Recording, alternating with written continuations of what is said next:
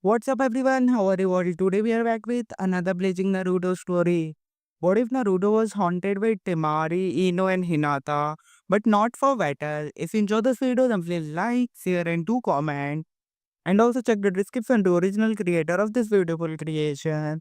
So let us start the story. A cigarette innocently dangled from in between the peach-plump lips of one very pregnant Nara Temari.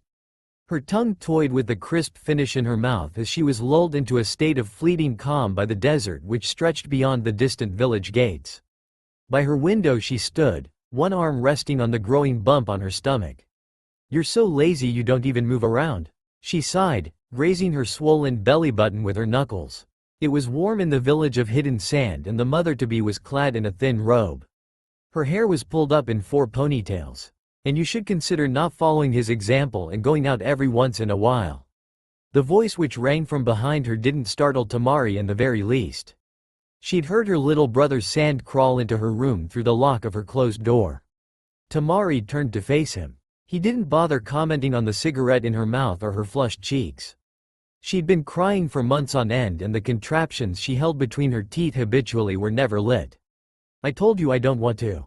She frowned, crossing her arms. Gaara sighed. "How would you feel about it if I told you that a messenger from Konoha has arrived and you are obliged to carry out your duty as the ambassador and greet him in the meeting room?" "I would tell you to find somebody else to do it," Temari said sternly, taking the cigarette into her fingers and strolling into her open bathroom, throwing it into the toilet.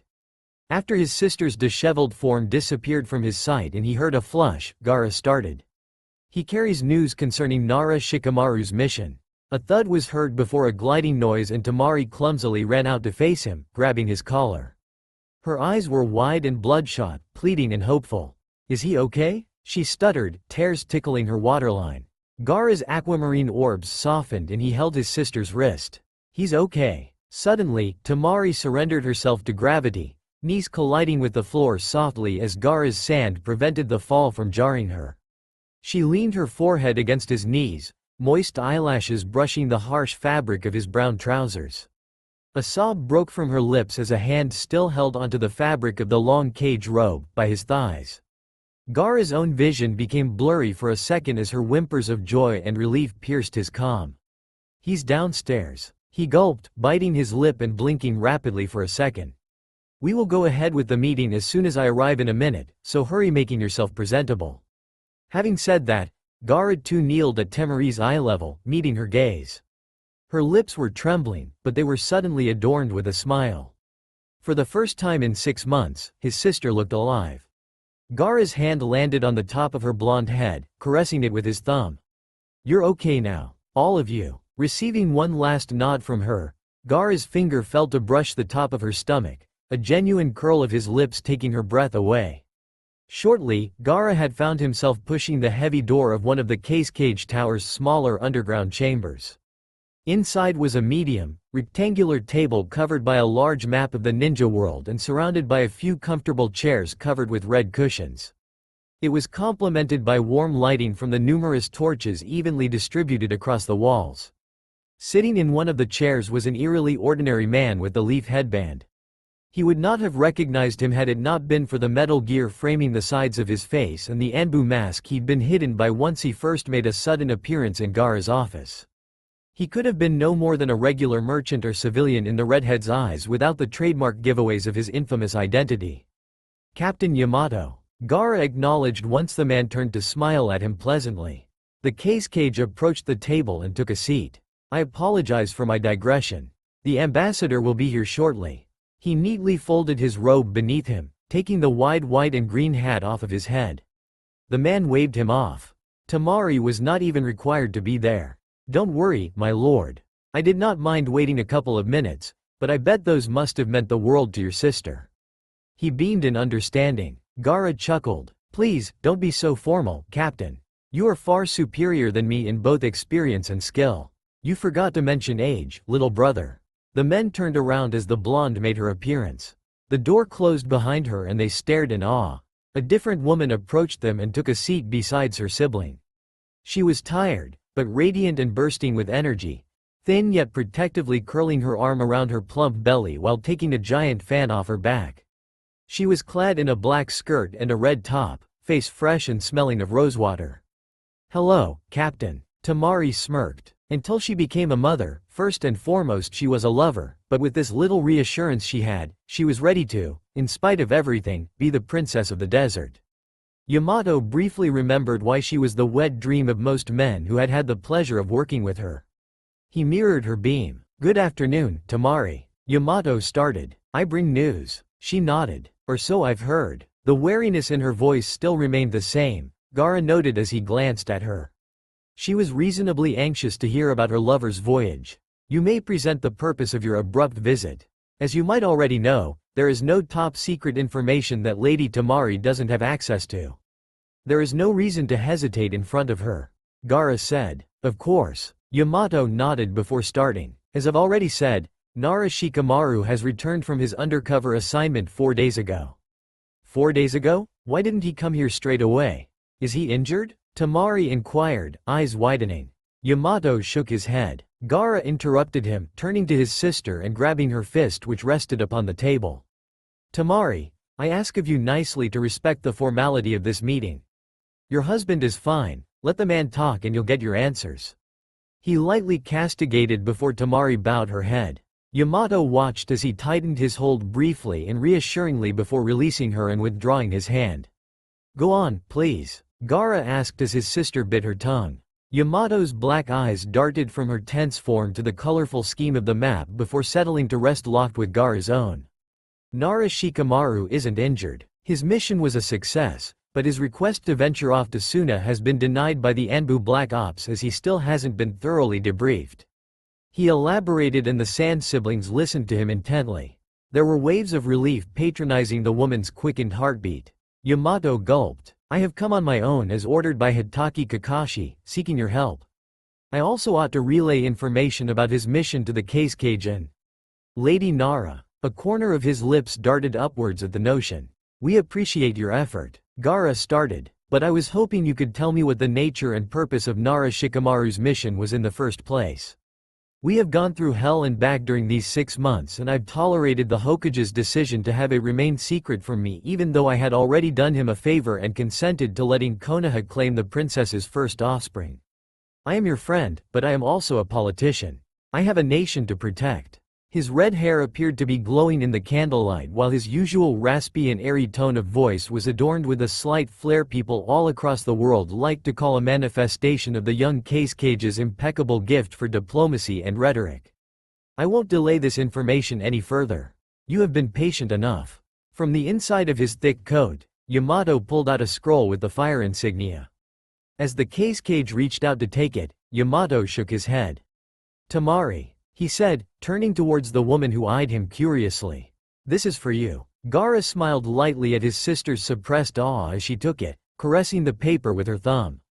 "This is merely part of my message to you. It is a handwritten letter from Shikamaru himself. It does not contain the mission details though. It is a personal matter." Temari blushed before tucking it inside of her kunai pouch, resuming eye contact with the newcomer. "The Nara answers to Suna just as he does to Konoha.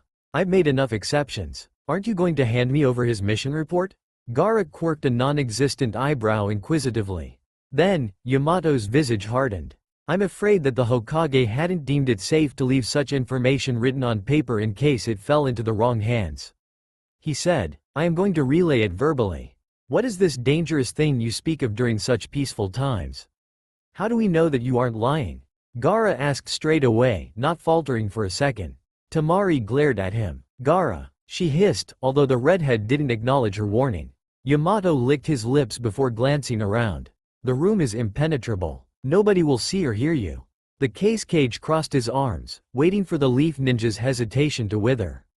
Slowly but surely, he stood up and threw his coat over the backrest of his chair. Darting his fingers lower, he grabbed the left edge of his black joggers and just as Temari was about to protest, he pulled the side down exposing his pelvic bone. She grew silent. Gaara watched. There, intruding on the perfect fairness of his skin, was a tattoo of a triangle. It rested barely below his bone and to an outsider it might have seemed ridiculous or insignificant. Seeing it, Temari then smirked. She stood up and confidently turning around, thrust her fingers back and in between her skin and fabric of her skirt. The two males watched her lower her hand just enough to expose the same emblem with the exception of a small circle centered in the middle, low on her back. The meaning behind the tattoos was only known by the people who had them and the ones who adorned them. "That's enough," Gaara stated, causing the exchange to stop. They sat back down. "There is no reason for me to doubt those who carry their leader's seal of confidence. You may begin." With a polite bow of the head, Yamato started. "Our ambassador in Kirigakure had reported some strange news prior to her sudden disappearance around 8 months ago. Rumors, those were, but the mysterious circumstances and the Mist's refusal to assist us with the investigation had stirred some suspicion back in the Leaf. Mei Terumi had never displayed any curious behavior, but we had every reason to believe that the ambassador might have been killed because of that very piece of information she passed on to us." Yamato paused. He was content with the attention he was receiving. Even Temari was focused. He continued. "The said ambassador, whom you might know as Azuki Yugo, had suspected the Mizukage of starting to assemble a deadly new unit which the country had sworn never to assemble again. It was one of the key conditions on their part of the contract when the allied nations were being formed." Gaara frowned. "Unit? Do you mean the swordsman?" Yamato nodded. "Yes. Yugo had reported suspicious activity on Mei Terumi's part and alleged intentions of gathering another generation of the legendary swordsmen of the Hidden Mist. The last one had proven to be nothing more than trouble as all members aside from Chojiro, Mei's heir, went rogue. That involves one Kisame of the Akatsuki. I am sure we all find both names familiar." The ambassador stated that 2 members had been assembled, one being the only remaining one and the other being a mystery figure. Shikamaru Nara had been sent to investigate this issue and discover both the validity of these rumors and Yugo's sudden disappearance. He came back in one piece and with a concrete answer to only one of those questions. He paused. "How was the mission a success then?" Temari inquired. As thrilled as she was about her husband's safety, some things just didn't add up.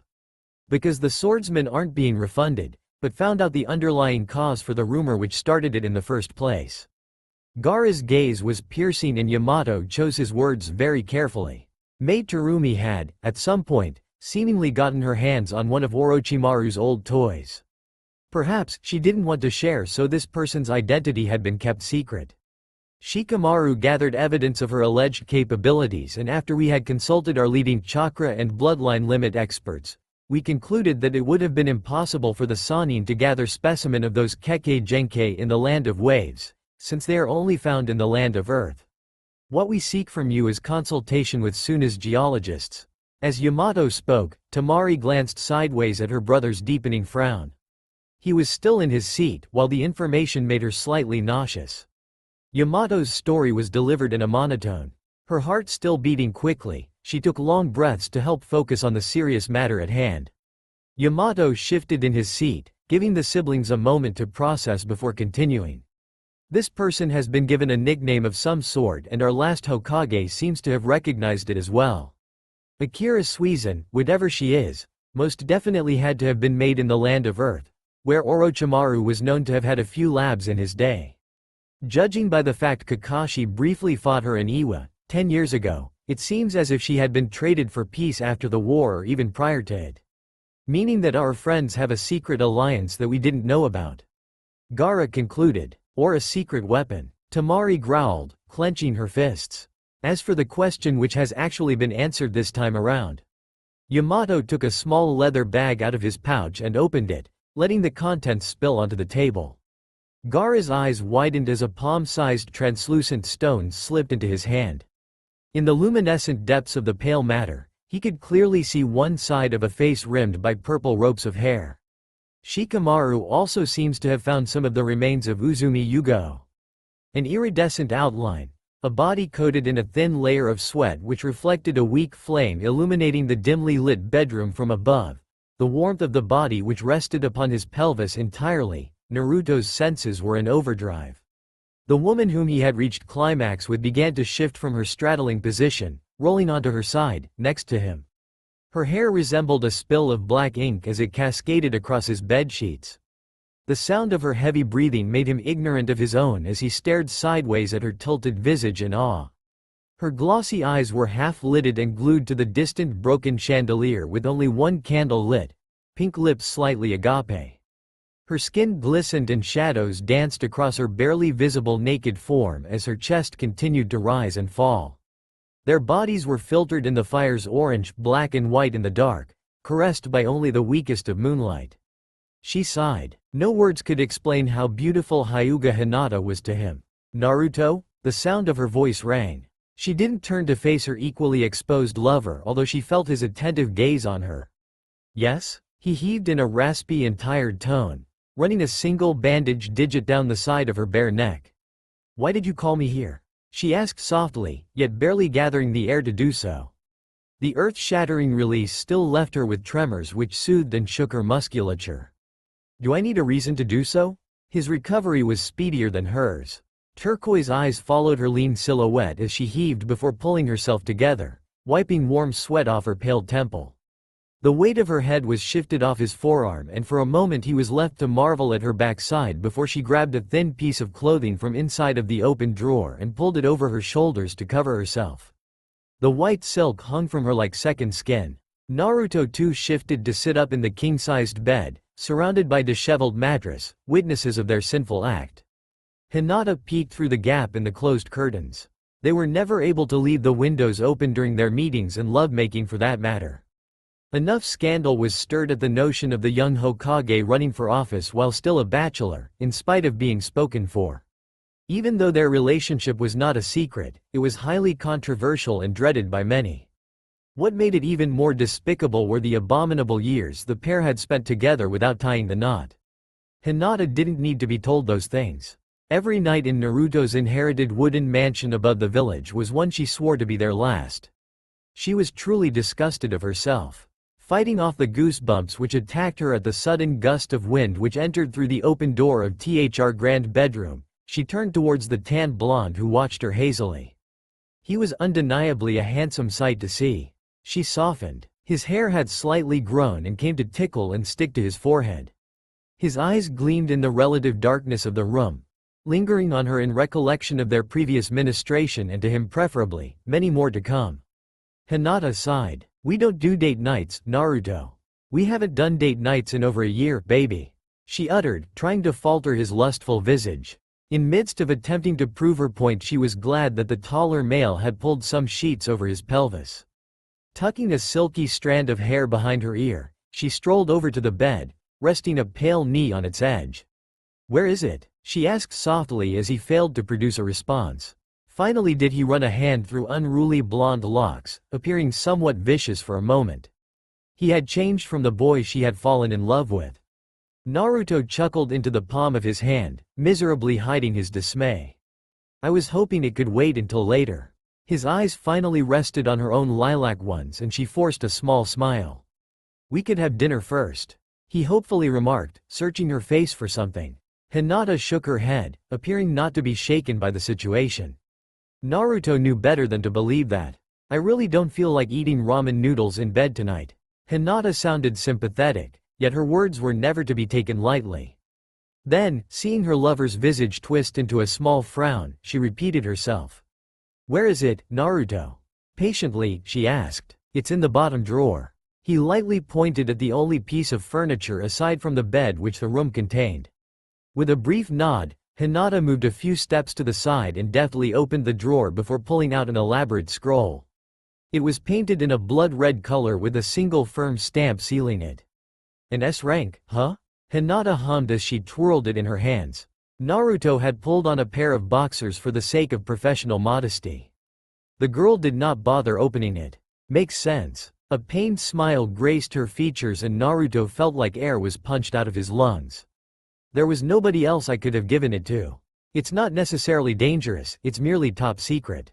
It might also take some time, but your squad is the best at these things. He tried to ease her somehow, but clumsily so. That's not the problem, Naruto. I appreciate the trust you put in us. Hinata collected her thoughts and chose her words wisely, still a couple of feet away from his disarray. I really do, but you don't need to do this. It was a vague suggestion, but to Naruto it was self-explanatory.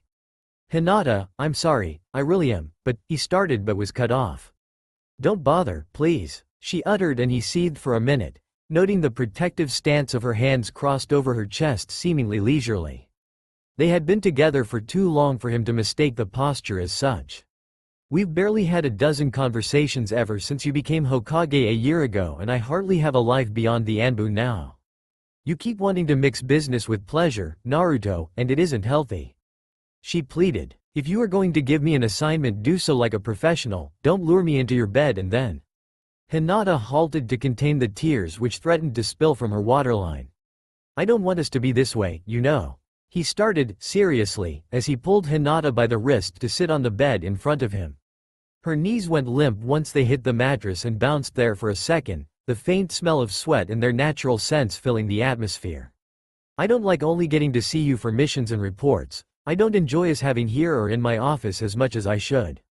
I want to marry you and make love to you every day for the rest of my life in a bedroom in a house we could call our own. He stopped to bite his lip at the sight of tears gathering in her eyes. We could start a family one day and raise kids, grow old together. He ran his hand across her flushed cheek as she fought the urge to cry. Naruto heaved shakily at her expression. But you don't want that anymore, do you? Then, he pulled her into an embrace.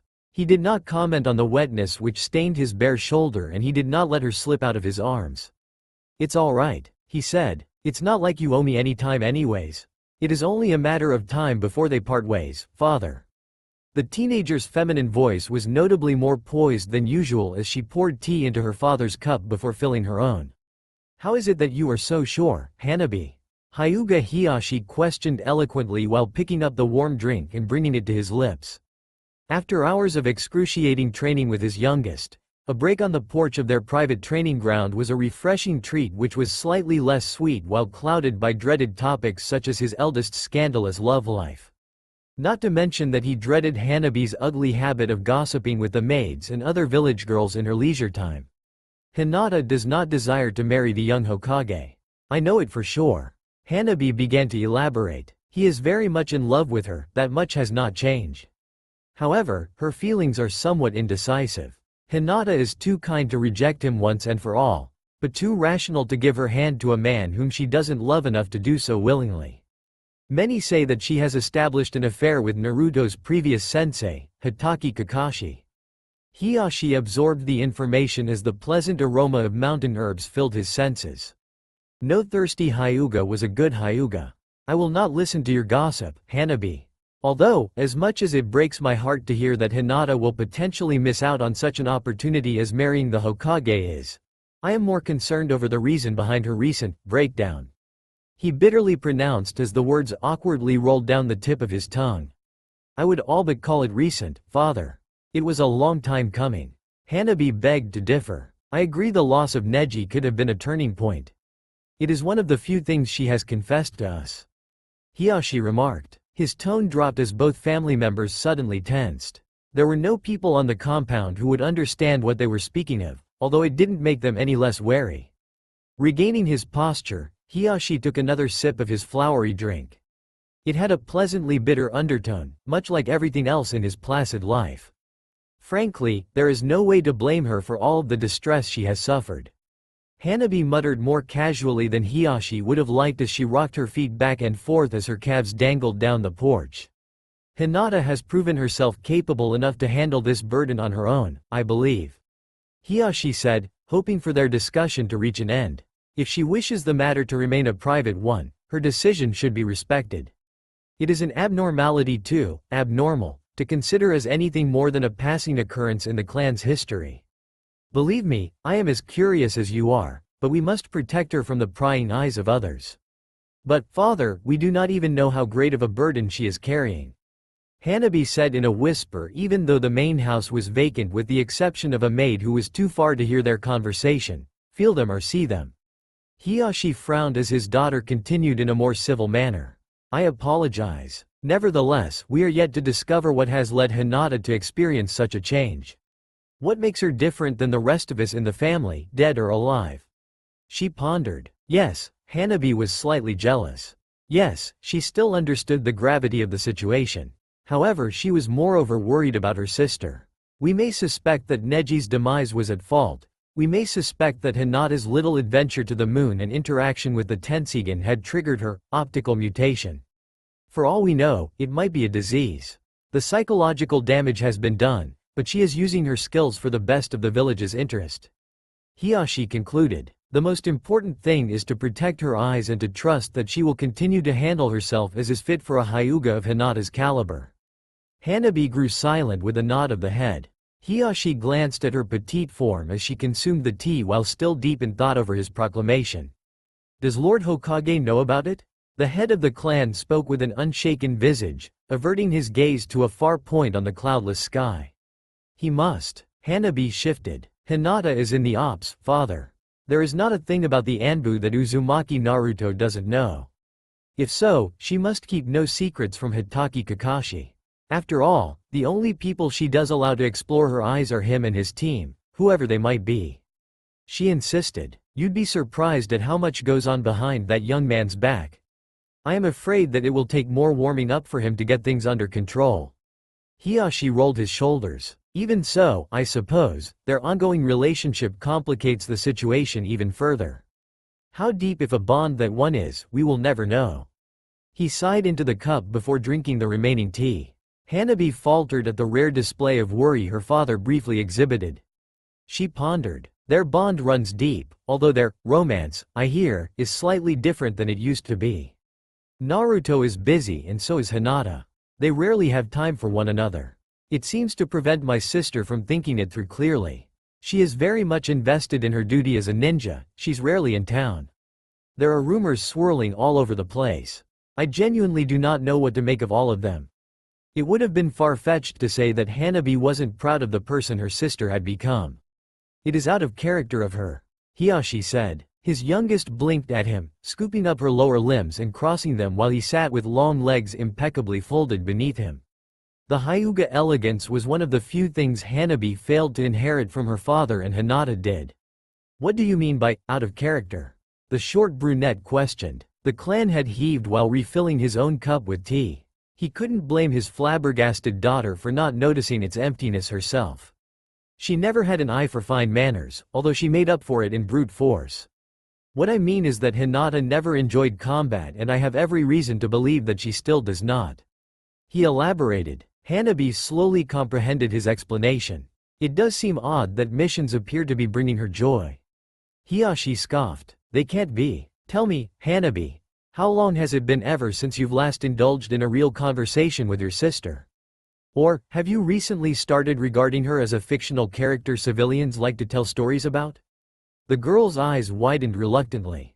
It had never occurred to her. She remained silent as she averted her gaze to the formerly warm drink she held in hand.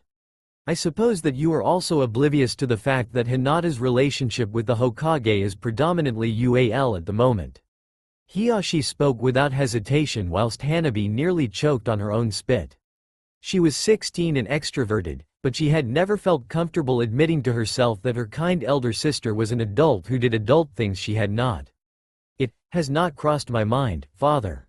Hiyashi grunted in approval. Truly, I had never perceived Hinata to be the type to seek stress relief in the form of violence and obscenity. But God knows what sorts of changes her body and mind have all gone through to achieve this mysterious ability. I do wish that she could be more open with us, but I have proven myself not to be the best of parents. Hanabi flushed in discomfort as she hid her face behind a thick curtain of dark hair. She peeked at her father's eerily indifferent expression. She really loved him, you know. She whispered awkwardly. The Hinata she knew was the only person in the world kind and emphatic enough to embrace such a flawed person with all of her being. I believe she might still do. But what do we know? Having said that as if it were the most mundane of things, Hiyashi tilted his regal chin upwards. Trust your sister, Hanabi. She might be confused, but she is still the same person she used to be. Now, go better your appearance. He turned to face her, suddenly appearing stern. We have an unexpected guest. One moment too late, as Hiyashi Hyuga smoothly stood up from the wooden porch, Hanabi sensed an oddly familiar presence in front of the gates to their compound. She gasped in realization as she stumbled to gather the teacups on the iron tray and carry them over to the kitchen before ridding herself of the sweaty and worn gray training gown which flowed behind her with each hurried step she took. You're late. Aburame Shino didn't bother with turning around in his seat to face his incompetent teammate and his hound, who made their way to the third and final chair surrounding a round table while muttering apologies. Hinata stayed silent at her end, inwardly marveling at the expense of the wonderfully sculpted high ceiling of their meeting room in the ANBU's HQ. It had absolutely no windows and was sealed with dozens of techniques. It was a circular shape and adorned with dozens of plain shelves which carried hundreds of colorful scrolls from missions they had completed together as an ANBU unit. The walls were the color of dry dirt, organically, carrying the same aroma. She inhaled and exhaled patiently before turning to smile at her tardy friend. "I'm glad you could make it, Kiba." The Inuzuka male reciprocated with an awkward stutter, eyeing her. No, there was no visual significance or a change in her appearance. Kiba could smell the events of last night woven through her skin as he furrowed his brows in distaste, avoiding her gaze suddenly. Hinata's visage returned to a state of calm, hiding her discomfort more deftly than Kiba did his disgust. "I was given the scroll yesterday," Hinata informed. "Yes, I have taken my time to study it." Shino nodded in her direction respectfully. There were several candles burning which the girl had lit upon her arrival. "What is it?" Kiba hastily questioned, rubbing the top of Akamaru's head. The table was low enough for him to rest his chin on a rounded edge of its surface comfortably. Uchiha Sasuke needs to be found and retrieved after his years-long journey. Before parting, he had signed a contract with the previous Hokage in which he consented to being at Konoha's disposal if a situation called for his help or influence. Shino elaborated while tracing neat kanji written in dry ink on silky paper. Hinata sighed and her other male companion growled. "That all? Why can't they just summon him with a messenger hawk or something?" he asked. All were familiar with the fact that, while his teammates would always settle for a good chase, Kiba did enjoy battle more than he should have. Tracking missions tended to bore him, yet he was aware of the important role he played in them and was too loyal to his team to explicitly complain. As stated in the contract, the Uchiha is not obliged to report to anyone or disclose his location at any point. Shino murmured. Glancing sideways at him, Hinata took out a small handkerchief from her single kunai pouch and motioned it to the man. With a small appreciative nod, Shino took the cloth into his hand and took off his elaborate shades in order to polish them whilst revealing expressive chocolate-brown eyes which focused on the writing. The cool air of the condensed room caressed his pale eyelids in an unfamiliar manner. "I can't stand that guy." Kiba rubbed his own eyes as he rocked in his chair. Hinata pondered for a moment. "Do we have any clues as to his current location?" she asked, expression soft yet collected. This was a professional meeting. Even the Hound Master straightened eventually. Multiple sources have suggested that Uchiha Sasuke has recently been seen somewhere northeast in the Land of Lightning. Shino started. Others report spotting him near the border of the hidden grass. Hinata sighed, lacing her fingers together. Those are in completely opposite directions. How do we filter through all of this? She asked, gazing at her comrades inquisitively. Every idiot with an emo bang and the right amount of black on them can pass off as Uchiha Sasuke nowadays. Kiba said, battling his frustration with a snicker. I agree that he certainly does have common basic features. To people who've only heard descriptions of him, or if ever, only seen him once or twice, it would be fairly easy to mistake someone else for the last Uchiha. Shino heaved before rolling the scroll back into its original state and tucking it neatly in one of the many internal pockets of his coat. So, now we meditate, huh? Hinata hummed. It doesn't appear as if we have any actual lead. The girl reasoned. Kiba nodded. What do you say, Captain? He asked, glancing at Shino whilst drumming long calloused digits against the stone table. Now we meditate. The leader confirmed. Yes, first came meditation. There was a fine science to being the most efficient tracking unit in all of ninja history, and Team 8 knew it by heart. It always began in their assembly room in the Anbu headquarters. There the missions were thoroughly studied and planned, for hours on end if needed so. It was in the nature of their specialty to choose the least time-consuming alternatives as well as the safest ones. Scouts were not to get hurt in battle. Scouts always had more people they needed to scout. The mission of Uchiha Sasuke's retrieval was an S rank for multiple reasons. First and foremost was one which only the most loyal of Anbu knew. Uchiha Sasuke was very much not only traveling abroad. And yes, no one was supposed to know of his mission or upcoming return to Konoha but the most trusted of personnel. Do we know why Naruto wants him back all of a sudden? Kiba pondered. The matter has not been disclosed. Shino stoically responded. And, are you sure he'll voluntarily follow us back here? The Inuzuka finally leaned in his chair, ready to seal the deal when Hinata replied instead. Lord Hokage has guaranteed docile behavior on Uchiha Sasuke's part. Kiba's lips thinned. I'll need a piece of his belongings. Anything that carries any amount of his scent.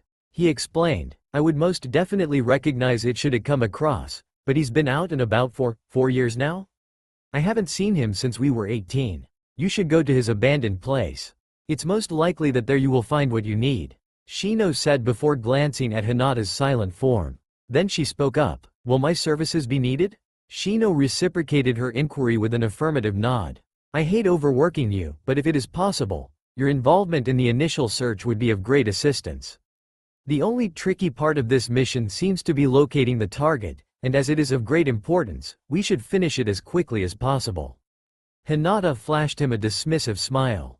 It's alright, I never really paid enough attention to memorize his chakra signature. In that case, I'll need a picture. I haven't seen him in a decade. I can hardly recall what he looks like. Sakura should have one in her panty drawer.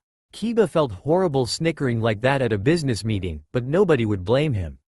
His companions muffled their chuckles. I'll be making a stop at the hospital tonight, then, Hinata said conclusively. And I'll look for some of Uchiha's dirty laundry. Kiba gagged. In my possession there is a Kakaichu who has fed off our target's chakra before. It should be enough for me to begin my meditation. I assume we'll all probably be able to begin the process by midnight. Hinata turned to them and said inquisitively.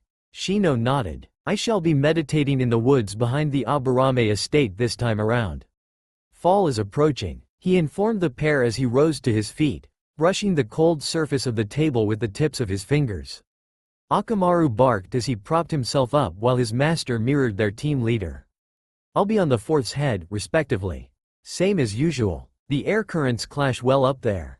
I should be able to break down scents without a problem as it's quite windy these days. At least I'm not picky with my spots.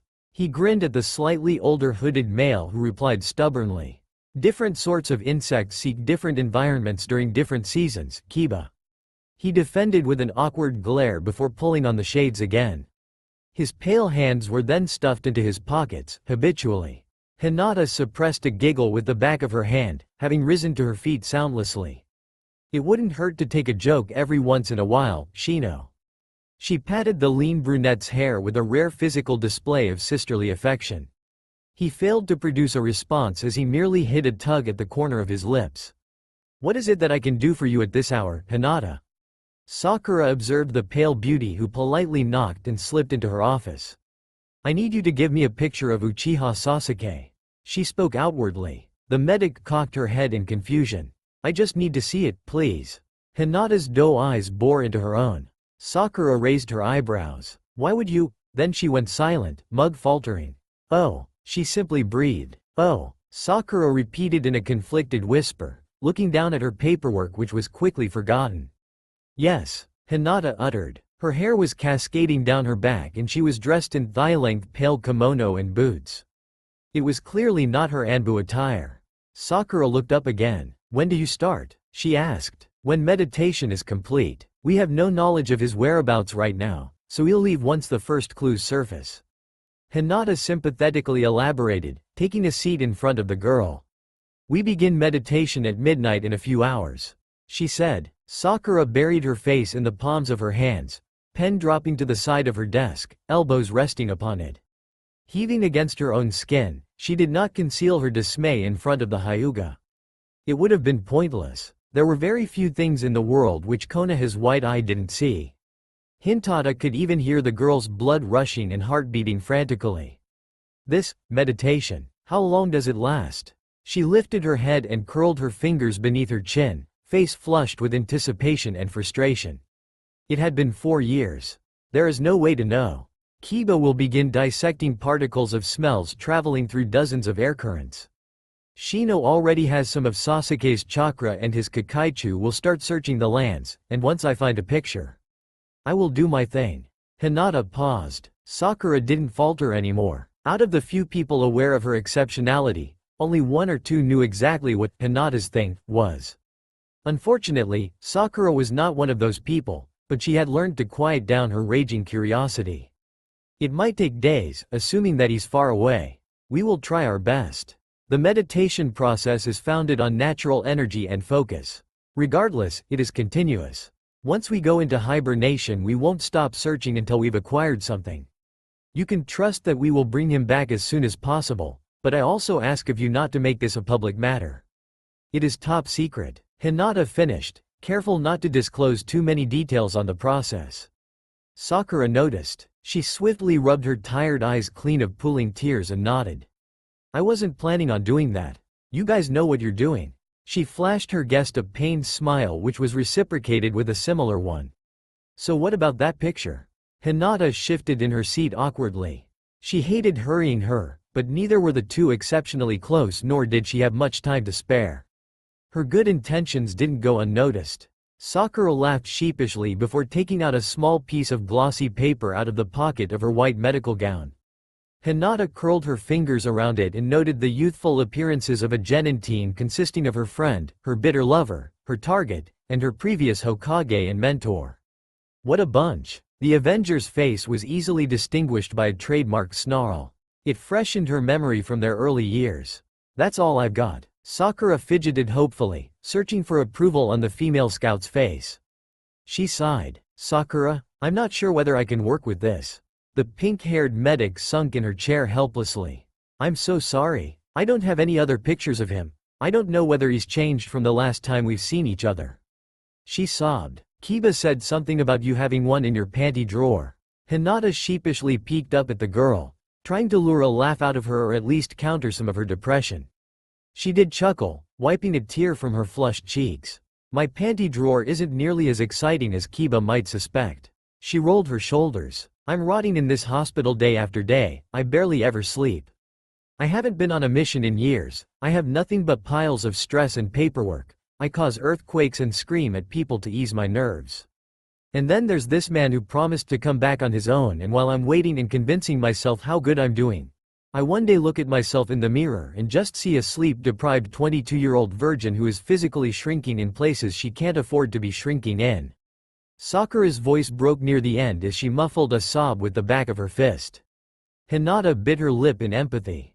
Sakura, she called out to the girl, her hand creeping across the table offering to hold her own.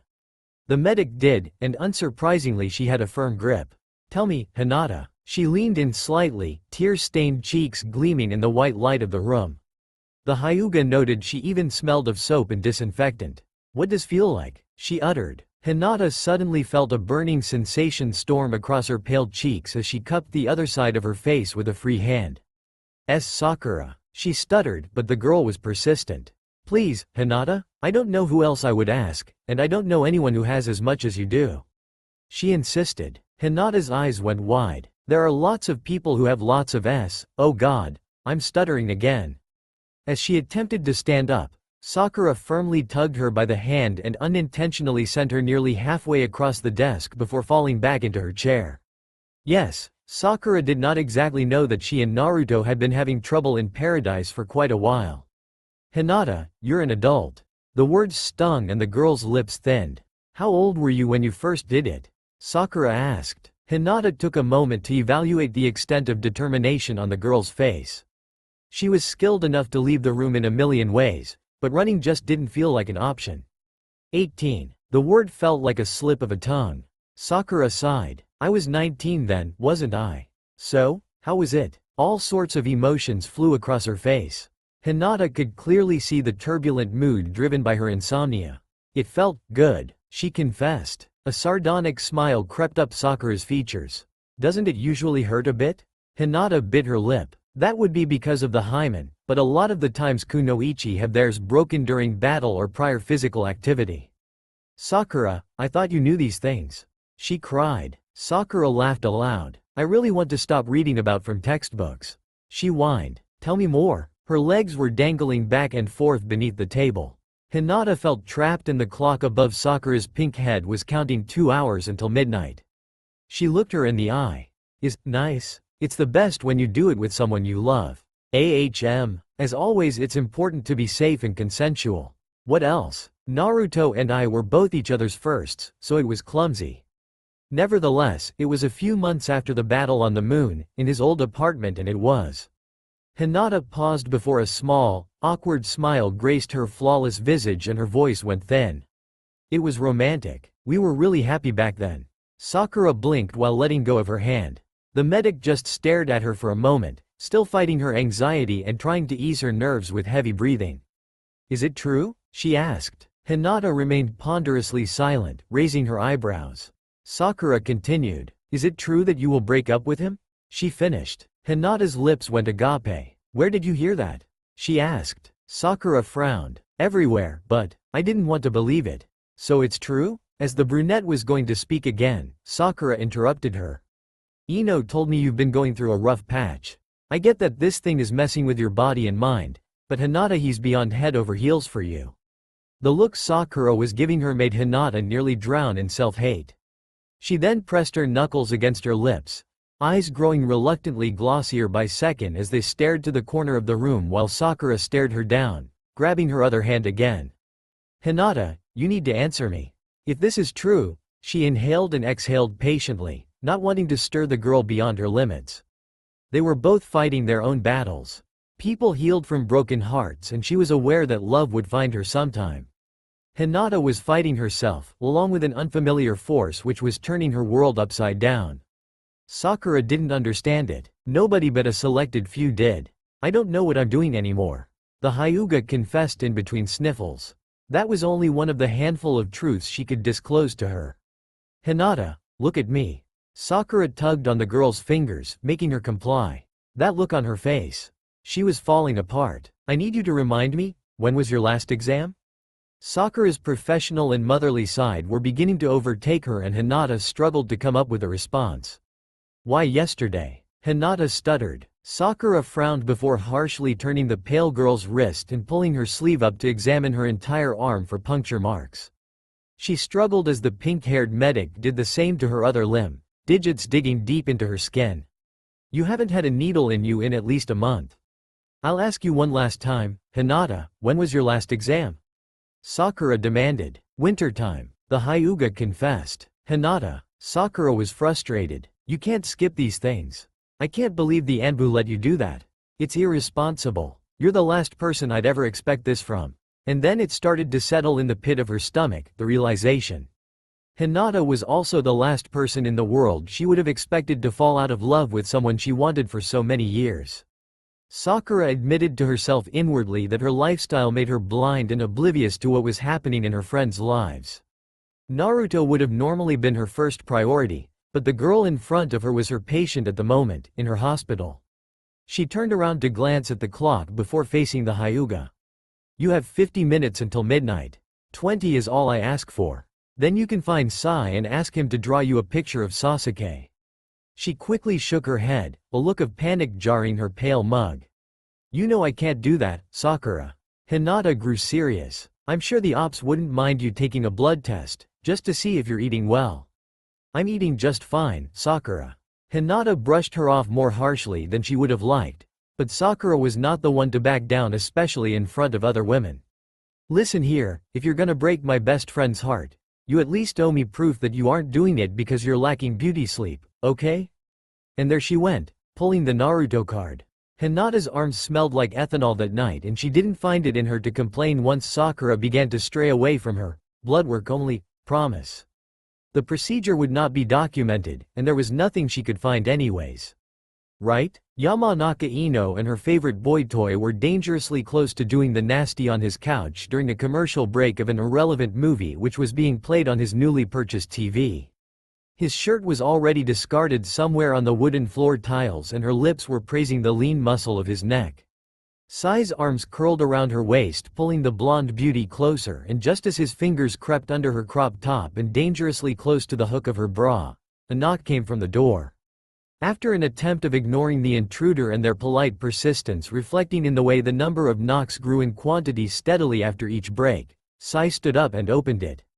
The tall form of one Hyuga Hinata was staring up at him with an uncomfortable pout. He was shirtless indeed, but Hinata was more worried about the late hour of her sudden visit. In a swift motion, she brought her hands to her sides and bowed deeply with much Hyuga grace. "I apologize for my intrusion," Sai faltered, scratching his bare chest as cold air startled him. "Hinata, you do not need to be so formal. Feel free to come in," he said, glancing at the blonde behind him who had in the meanwhile adjusted her fallen ponytail. "What brings you here?" she asked as the brunette took off her shoes and neatly placed them far enough from the pair's own. "I need Sai's help with something," Hinata said before turning to the said male. "It shouldn't take much time. This is a business matter and I wouldn't have come here at such an hour if it could have been delayed." Sai nodded in understanding as he motioned to her to kneel by a low table resting behind the couch in his spacious loft. "You are my friend. I wouldn't mind doing you a favor anytime regardless of your motives," Sai insisted. Ino gave him a sweet and proud smile before she positioned herself behind Hinata and began to tie her hair into a high ponytail. It startled the girl, but she left her friend to it. Judging by the state of the living room, it was obvious what she had almost walked in on. "I need you to draw me an accurate depiction of Uchiha Sasuke. It is very much required for our team's meditation process which begins at midnight." Hinata elaborated steadily and professionally. She was lucky that both of them were permitted access to top-secret information. Ino was an interrogator in the ops, having been trained by Ibiki, while Sai was a part-time member. Moreover, the pointed upper half of Sai's seal of confidence peeked at his two companions as Sai's baggy pants hung low on his hips. The pair had grown close at a time when Ino was tasked as his psych consultant during the process of treating mental damage of ex-root members. Before Ibiki asked her to start learning under him and continue his leverage, she was training to be a therapist with a focus on PTSD victims. "Ah," Sai acknowledged. "I've always found your ways beyond intriguing." He smiled in his trademark fashion before standing up. "I'll be back with the drawing in a minute. It should be as accurate as humanly possible and recent as it can be." I was one of the last people to see him depart. With a polite nod, he walked through a door on the opposite side of the living room and shut it behind him. After Ino finished playing with Hinata's hair, she set down some tea for them. "I heard all people of your clan have a tea fetish, is that true?" She pondered half humorously. Hinata chuckled into her cup. "I would be foolish to deny that, but my Hyuga pride prohibits me from confirming it too." Ino laughed lightly as she dusted some sugar into her own cup which Hinata politely declined. "If that pride wove itself into the most selfless person I know, I will begin to suspect that it comes with the Byakugan itself." Hinata nodded good-naturedly. Ino was a smart girl. "Why don't you come see me anymore?" she asked with hidden disappointment. Hinata placed her drink onto the table. "I've been busy," she shrugged. "What I hear is that you've been making yourself busy." A forced smile didn't leave her doll-like features. It seemed as if people in love really did look alike. "You could say that?" Hinata sighed. "I am ashamed to admit that I seem to have been running from my problems as Sakura likes to put it. I came to her first in search of Sasuke's photograph." She laughed awkwardly, scratching the roots of her well-done hair. "Did she force some tests on you?" Ino questioned, eyeing the small red dot tainting Hinata's pale wrist. It did awfully resemble a needle mark and it was not the kind of injury people got in battle. "Just earlier." She drank and observed the whirls of evaporated substance leave the cup. "She doesn't think I have things under control," Hinata said. Ino noted the girl's pallid expression. "You may think that overworking yourself is a way to pass time and do some justice to this ability that you've gained, but it's not. The two of you are actually doing the same thing. The only difference is that Sakura is aware of how pathetic she seems and you're in denial. But the instability they all speak of, well, you've done quite a convincing job on that." Ino spoke confidently. Unlike anyone in the world, she had followed Hinata's mental progress for years and knew the way her mind functioned. "I heard you are going to call it quits with Naruto. Do it. You're too selfless to be happy in that relationship," she stated curtly. Ino was impeccably clever. Hinata blinked. "I know I am, but we are actually both being selfish about this." She was a woman of fewer words. She didn't do expression the justice Ino did. "Naruto may say he's happy with just, but he's not, and you're miserable because you know that your visions don't collide." She elaborated. "They used to, but they don't anymore." Hinata finished with a sigh. "He is so gentle." Then she started again, guilt-driven. Naruto has always wanted protection. He's always wanted stability and security. Family values are his guidelines. He should know by now that I'm not going to give him what he wants. He probably does. I've told him a million times, but he's still very hopeful. It's just that good, huh? Ino snickered, petting her guest on the back. The girl just smiled mildly and stared into the distance. I do love him. Her voice broke. And that was one thing that only Yamanaka Ino knew. A hidden consequence of a mysterious power nobody grew as familiar with as her and one copycat ninja. Hyuga Hinata had no change of heart. It was just a cover-up. I began seeing things after Neji died. But then, I saw us. Hinata whispered as if her words would leak through the walls. I saw us in the future. He was so handsome. She let out a pained laugh as tears tickled her cheeks. Ino stared. I saw us when we first kissed. I saw our children after we first made love. But then, when he asked me to move in. She paused and Ino knew the remaining story. I saw him die for me. And then, my eyes opened for the first time. The blonde listened carefully before asking another question. Have you had any other visions lately? Hinata shook her head. Not prominently. Sometimes it's hard to distinguish dreams from predictions, but most of the time they're just mundane. I'd see a face I'll see in the streets, or a mission we'll get soon enough. However, I've been practicing gaining control over my Byakugan myself. Usually once I activate it, there is no telling when it will subside. Now I can at least encourage it to go away at command. It doesn't always work, but it's progress. It's only manageable during my meditation. The tea she drank was the cheapest and most common kind, but by balancing missions and her occasional stays at the Hyuga compound, it became her favorite since she rarely got to taste it. Have you told anybody about the visions yet?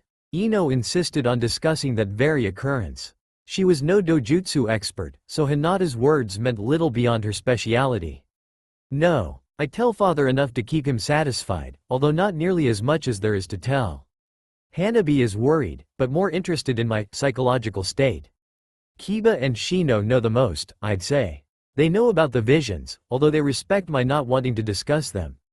As for the physical aspect of it, Kakashi is training me and documenting my progress. You are the only one I let in on the details. Hinata hummed, drawing her knees up to her chest. And, do you plan on consenting to that medical trial? Ino did not look her in the eye while she said that. Hinata grew silent, briefly. No, all done. Sai strolled into the living room with his signature beam, approaching their table. Hinata took the piece of thick acrylic paper from him with both hands and much care. Looking at it, she noticed Sai hadn't spared her of any details. In the far corner there was a full body drawing, vividly painted in blacks and grays, and the remaining space of the large paper was covered with images of his head from many different angles, with his bandana and without, hiding his Sharingan and exposing it. One depiction of his Mangekyo caught her attention. Its blood-red color was hauntingly beautiful. Abruptly, the image of this awesome man made her eyes sting. From her waterlines began to leak two stripes of blue, stopping at her cheekbones. She froze. Hinata. Ino's firm voice and Sai's sudden hold on her shoulder shook her from her trance. The blue hastily subsided back into eyes. Not yet. Ino continued. I'm sorry. Hinata breathed out, covering her mouth and calming her nerves. For the last time, my answer is no. Hyuga Hiyashi was seething with his fist against the mahogany table in his private meeting room. He was shaking as the man in front of him merely sighed, gathering his patience. Hiyashi, your daughter has already signed the contract. My coming to seek your permission is a formality, and I hope you understand that your reluctance is not going to stop Hinata from carrying out her decision. Hitaki Kakashi explained, hiding the annoyance boiling within him. Nobles were always too proud for their own good. Control freaks, he thought. You are lying. There is no way my daughter would have wished such a sentence upon herself. The clan head yelled, having lost all composure. It was late at night and he was sure that he had woken up his entire peaceful compound, but that didn't matter. Not with his youngest silent, shaky-lipped and tear-stained seated at the far corner of the room. Once she became a member of the Anbu Black Ops, she immediately swore her loyalty to the village first and to her clan second. Kakashi stated, looking the fuming Hyuga in the eye. His Byakugan had turned on at some point during the conversation and veins were now throbbing down his temples and cheeks. This isn't a matter of loyalty, this is a matter of principle. All her life, my daughter has fought for the removal and banning of cursed seals. What you are saying is that she wants to imprison herself inside the very cage she has helped hundreds of future generations of young branch Hyuga escape. Hiyashi couldn't deny the moisture gathering at his waterline. His face was red and Hanabi's whimpers now echoed the room. Hinata understands the gravity of her situation, and what she has consented to receiving is very much different from the cursed seal your family had been practicing for centuries. She designed it herself. The copycat elaborated in hopes of ending the argument as soon as possible. This major variance you speak of is an ability for her to murder herself at the slightest hint of danger. Hiyashi said before screaming. Hinata is not stable enough to choose between her own life and death. Kakashi frowned considerably. As head of the ANBU's Kekkei Genkei Exploration and Protection Force, I have been following my subordinate's progress for the past few years. When this optical mutation began and her body was showing irregular symptoms, you did nothing. Months later, after coming back from the moon and having completed it, I am the person she came to. You refused to leave her under my wing and beheld the consequences. Hiyashi's jaw was shaking, but he listened. It was true. Your daughter was scared and back from a mission where she killed a dozen people in a blink of these new eyes of hers. She hated herself and she still does because they could have murdered people she loves and she wouldn't have even known it was happening. We are working on her gaining control over them and she is doing well. Nevertheless, if anybody has the right to say how stable Hyuga Hinata is in making her own decisions, it's me. Kakashi stood up. I hoped you would be more rational about this ordeal, but I guess I was wrong. Don't mind my asking of you to remember the nature of the Mangekyo. This Byakugan your daughter has so far proven itself to be quite similar. It pulls its wielded into a cycle which begins with sacrifice. How it ends. He paused, looking away. I hope to die of old age before I learn. Silently, the sixth Hokage ghosted out of the room, leaving uninterrupted by either fear-ridden relatives of his junior. In under a minute, with lightning speed he sprinted off to his humble home. Entering his rooftop apartment through the window, he was welcomed with the sight of his messy bedroom. He had refused all estates offered to him upon becoming Hokage and instead used his old place whilst preserving his family home in the outskirts. There were too many bad memories from the traditional mansion for him to have been able to live in it. Stripping slowly and peeling off excess layers of heavy clothing, he left his joggers intact. Cool air crept under his bare skin adorned by a small birthmark at the corner of his lips. He shuddered. Gliding through the narrow hallway and pushing the door of his guest bedroom open, he saw one Hyuga Hinata through the darkness, in a meditating position sitting on the neatly made bed with an elaborate drawing of Uchiha Sasuke resting by her side. He scratched the aching muscles of his abdomen. Her hair was in a bun at the back of her head and the girl was clad in her usual attire. Kakashi sighed, walking over to the edge. Leaning over the bed and bending to her side, he pulled the zipper of one of her boots down and pulled it off her foot. The same motion followed for the left one and he ended up taking the shoes in his arms. By the looks of it, she had begun shortly before he arrived. It made Kakashi wonder what she had been doing in the meanwhile as it was past midnight. From the empty closet he took out an IV pole equipped with the proper anatomy of the device and a banana bag. He sat next to her, took her wrist and following the medical protocol, injecting the cannula over needle device into a peripheral vein. Her eyes were open, but she wasn't looking at him. Hinata didn't even know he was there. Two blue stripes ran down her pale cheeks and neck and up her forehead, along with shorter ones with pointed ends running up the sides of her face to right below her cheekbones, ending sharply, as if painted in an upwards motion. The same color symmetrically framed her eyes. They were wide and empty. She was meditating. Inside her mind, in an incomprehensible speed, she was revising faces of all people around her and beyond. In an hour she should have covered the entire village. Although Kakashi was sure she wouldn't have found Sasuke there, the girl had to begin in close proximity of her location in order for the web to grow. She was creating a map in her head and eliminating all places where Uchiha Sasuke's face hadn't been seen by her and memorizing chakra signatures to ignore. The process wouldn't end until she found him. The same thing went for her two teammates, although their routine was far less complex and requiring no such thing as her mysterious power-up. He walked over to the side of the bed and closed the open window. It was becoming cold. Glancing at her one last time, he exited the room and closed the door behind him. Her boots were folded at the entrance before Kakashi allowed himself to fall into bed and drift off. Uzumaki Naruto woke up naked and alone in the abandoned summer house of the first Hokage in the woods by the monuments.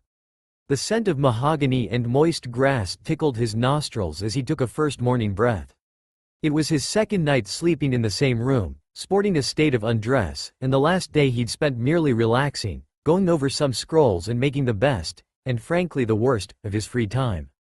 The night before, his lover had abandoned his side while he'd been asleep. There was a coldness to the mattress he glanced at wistfully. There was also a vacancy. He ran a bandaged hand over his opposite bicep, staring at the distant sight of the village which peeked at him from behind the floating curtains. She had left through the balcony and hadn't bothered to close it, allowing the air to penetrate the initially cool interior of the glorious wooden mansion which Naruto inherited upon becoming Hokage. A feeling of bitterness lingered about and Naruto sat up, shaking it off. After their saddening confrontation and another one of Hinata's attempts to let him go, he had made love to her instead of complying. In the comfort of her arms he had fallen asleep, although not doubting for a moment that she wouldn't bat an eye before fleeing after he dozed off. He didn't want her to feel guilty. He really didn't. Scratching the back of his head, in all of his toned splendor, he strolled out of the room and down the stairs, ignoring beds of dust which laid around. Once upon a time, Hinata had had the will to stick around and clean it up, fix up a meal and smile all whilst doing it. A little under a year after they had made it official, Naruto started to notice his lover's turmoil. She told him about her Byakugan. He was happy, but predominantly terrified, having seen firsthand what another dojutsu's superior transformation could do. Naruto really believed them when they said the abrupt change of heart was not her fault. Yet, he did not want to be let go of. Having sent Team 8 to search for his best friend, he was quite confident he would be back in under a few weeks. The two had abandoned their clothes at the bottom floor in the living room. His jacket laid on the sofa, his shirt by the empty fireplace, his joggers on the large Persian rug in the hallway and his boxers by his feet at the bottom of the staircase. He sighed. Later in the day he had already showered and rid his body of the last of his reluctant lover's lingering warmth. Back in his apartment, he stepped out of the bathroom with a mere towel wrapped around his waist. He leisurely entered his bedroom, appearing underwhelmed by Sakura's cross-legged form seated on his bed. He picked up a stray t-shirt from his nightstand and dried his hair with it. "What do you want, Sakura?" He was not in the mood for a rant or a beating, and the medic saw it clearly once she glanced at his bed back over her shoulder. Multiple factors played a role in the assassination of Uzumaki Naruto, the goofball. Although she believed he was still somewhere in there, stress and disappointment had driven him someplace far away. Facing the opposite direction, she heard his tower slip and his clothing ruffle as he got dressed. "I want you to talk to Hinata," she stated, staring at the old picture of Team 7 which was framed upon his old TV. Naruto snorted. Naruto never snorted. "I want to talk to Hinata too, you see." He then appeared in front of her. "But Hinata doesn't want to talk to me." He glanced at his friend tiredly. She was still dressed in her medical attire and the black circles rimming her eyes weren't doing her any justice either. He motioned his hand for her to follow him into his living room. She sat at his dining table as he ventured into the kitchen. Sakura was startled by the lack of feminine touch in his old apartment which currently resembled a minefield. "She is hiding things from us," Sakura insisted, upset by his absence. He reappeared and sat in front of her, sliding a warm cup of instant noodles and chopsticks in her direction. "Sakura, this is my only day off in months, I'm really not in the mood to play," stating the obvious. Naruto sighed, running a hand through his hair before opening his pack of ramen more aggressively than he had intended to. "Look," she heaved, taking out a pile of papers from her bag and pointing at something. Naruto furrowed his eyebrows in midst of slurping on his noodles. After swallowing he rolled his eyes. "Sakura, that's just a bunch of numbers and words I don't understand. If you have something to say, just say it." He spat. Suddenly, the look in the girl's eyes changed. She stiffened and frowned. Naruto put his chopsticks down. "I'm trying to help you solve these ludicrous issues you have and all you do is bark at me? Way to go, Naruto." As she was going to stuff the papers into her bag and storm off, the blonde grabbed her wrist, avoiding her gaze. "I'm sorry," he breathed. "I'm sorry." Sakura's lips thinned. She couldn't resist the plea of the man whom she considered to be a brother. Brushing his hand away, she pulled the papers out. After glancing at them one last time, she put them aside. Now she had his attention. The ramen was left to cool. Emerald met azure blue as Sakura started. All of Hinata's medical records were classified by the Anbu, so I couldn't get a hold of any. However, during the war, the head medics of each camp ran tests on ninjas in their area, and luckily, Hinata had had her exam with Shizune. Because she was the Hokage's assistant at the time, those records were held in the Hokage's private vaults and were later transferred to Lady Tsunade's estate once Kakashi took over. Naruto raised his eyebrows inquisitively while listening to every word she said. Sakura was content with his focus. Her gaze was determined and her speech captivating. Long story short, she kept most of that material in the hospital where I work, Naruto. Obviously, the Anbu didn't remember to confiscate that too. I've been searching for these all night. She insisted. The ops don't just miss things, Sakura. How do you know those aren't fake? He questioned, scratching his chest and ruffling the oversized, plain white tee with a large red whirlpool print in the middle. Sakura smirked. Not even the Anbu has access to the Hokage's private belongings, and Lady Tsunade did not alert anyone of the transaction she made. Besides, even her birth records were sealed. They obviously didn't make any effort to maintain an appearance. Technically, in the citizen databases, just like all Anbu, Hyuga Hinata is nothing more than a name. She then merely pointed to the date at the top of the crumpled paper, Naruto paying close attention to it briefly before they rekindled their gaze. This test isn't as accurate as it would have been had it been run in the hospital, but it is thorough. Sakura beamed, tucking a greasy strand of pink hair behind her ear. These results are meant to establish whether a soldier is stable enough to resume fighting after great traumas such as when Hinata lost Neji. Her estrogen is low here, her noradrenaline is over the roof, which is all normal considering it was wartime and she was in extreme distress. But her brain chemistry is flawless, plus her adrenaline, cortisol, norepinephrine are all high when I tested her, which means she was nervous and under stress, possibly afraid for some reason. Sakura paused. This mutation of hers first manifested after Neji's death, that's what we all know. She won't tell me how, but comparing it to the Mangekyo, it only makes sense. Yet, there was no relevant imbalance in her physically. Which means, she was in no way unstable or hormonal. Naruto buried his face in his hands. To think that I actually had any hopes for this. He faced her. Sakura, this thing took years to develop. She lived a normal life until it bloomed into what it is today. The pink-haired ninja shook her head, straightening the front of her lab coat. Naruto's place smelled like ramen and deodorant. She scoffed. She came to see me last night. Hinata needed Sasuke's picture. Sakura stated, for starters. Just as Naruto was opening his mouth to speak, she cut him off. You don't need to apologize. I understand your decision, but I know about Team 8's a legendary meditation, as they call it. In fact, I tried getting them to do a medical trial and let me research it, but they won't do it for the sake of authenticity. Frankly, I know it's because Hinata doesn't want her eyes to be studied. I respect that, but I don't think it's safe. Naruto frowned. They've caused her a lot of pain, Sakura. The girl chuckled. I like your girlfriend. I hope you haven't forgotten the fact that I went through hell and back just to get the two of you together. But as far as pain goes, I'm more curious about what those 13 men from 2 years ago felt when she killed him subconsciously. There was nothing physically wrong with them, Naruto, they were healthy, and Hinata only knows basic genjutsu. She's no Uchiha Itachi. What are you trying to say? He yelled. I'm trying to say that I guilt-tripped her into a round of the same, basic tests. Just blood work and brain chemistry, and let me tell you, it was as flawless as it was 5 years ago after the mutation started. She's not hormonal and there's nothing wrong with her head. She's also not seeing Ino. That bitch won't tell me anything even though I'm supposed to be her best friend. Conclusively, Hinata is either faking all of this or is going nuts. If she is the former, then she should have been prescribed drug therapy months or years ago. Meds would have helped her by now, so what does that leave us with? Regardless, she wouldn't need to hide those things.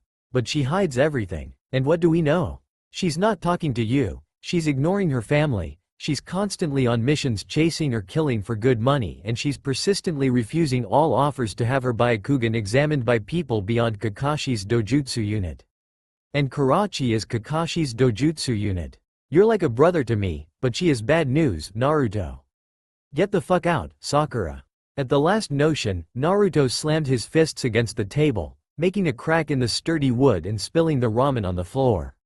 Sakura stared in shock as his eyes seemed to be clouded with rage. Naruto, she lowered her voice in an attempt to soothe him. Get the fuck out, he screamed, finally shattering the table with his bandaged hand. Sakura's eyes widened at the pool of tears at the corners of his eyes. She started to approach him.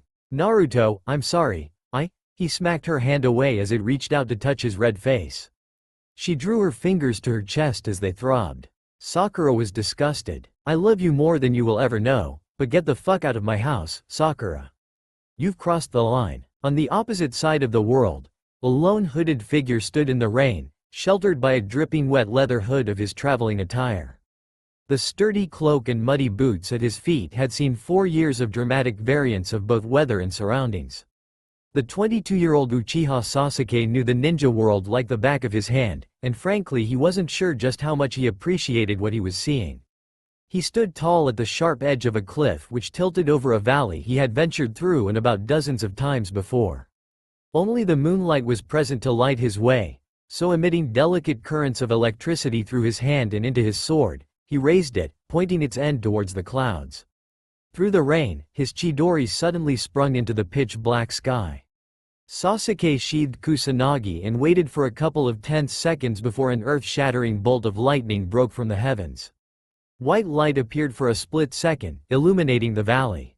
Sasuke frowned. Akira Suizan had been there. Inside of the canyon used to be the habitat of another stray pack of Orochimaru's failed experiments. Mutants who were human in only name and nothing else. They aged slowly, but were ancient, having been created back when Orochimaru was still an amateur scientist who used the distant north villages of the Sound as his playground. Their skin emitted radiation that was only able to damage living organisms if they remained near it too long. Unfortunately, the wildlife around their territories suffered for it, and so did humans inhabiting the central and southern region of the land. These armies answered to no man and no beast and were all but aware of their actions. Another notable thing was that they were compulsively violent, and should a human stray into their territory, they would kill them and feast on their flesh.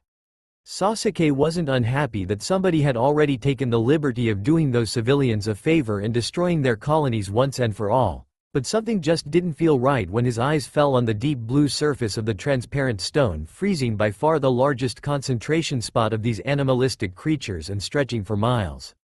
It was an incomprehensibly lengthy area, having served as a river basin, that was enveloped in the smooth crystalline, which reflected brief lighting like a body of water would. Blinking in the dark, Sasuke noticed it almost looked as if a city had been drowned beneath there. With inhuman precision and speed, Sasuke dashed off the edge of the cliff, landing a good distance away from his initial spot, boots colliding with the slippery material with a silent thud. Squatting down, the last Uchiha glided his fingers down the sleek surface. In a blink, his Sharingan activated, and through the dimly filtered world of his superior eye, the stone appeared to be glowing. The unsettling feeling suddenly made sense.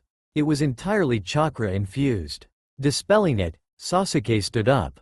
Something was off. Gathering electricity and averting Kusanagi to glare up at the heavens, another bolt of lightning broke, lighting up the area.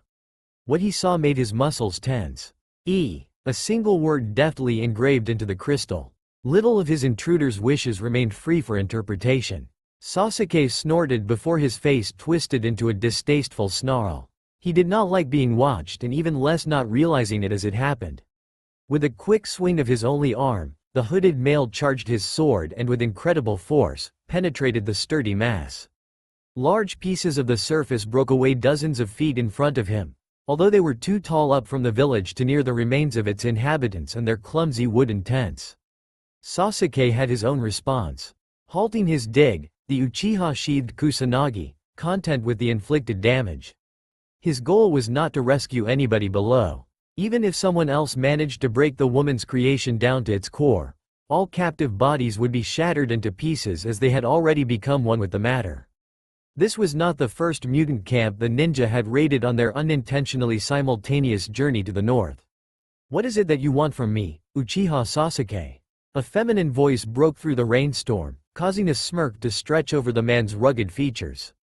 He had not planned on countering her, but she was obviously more easily agitated than he had expected.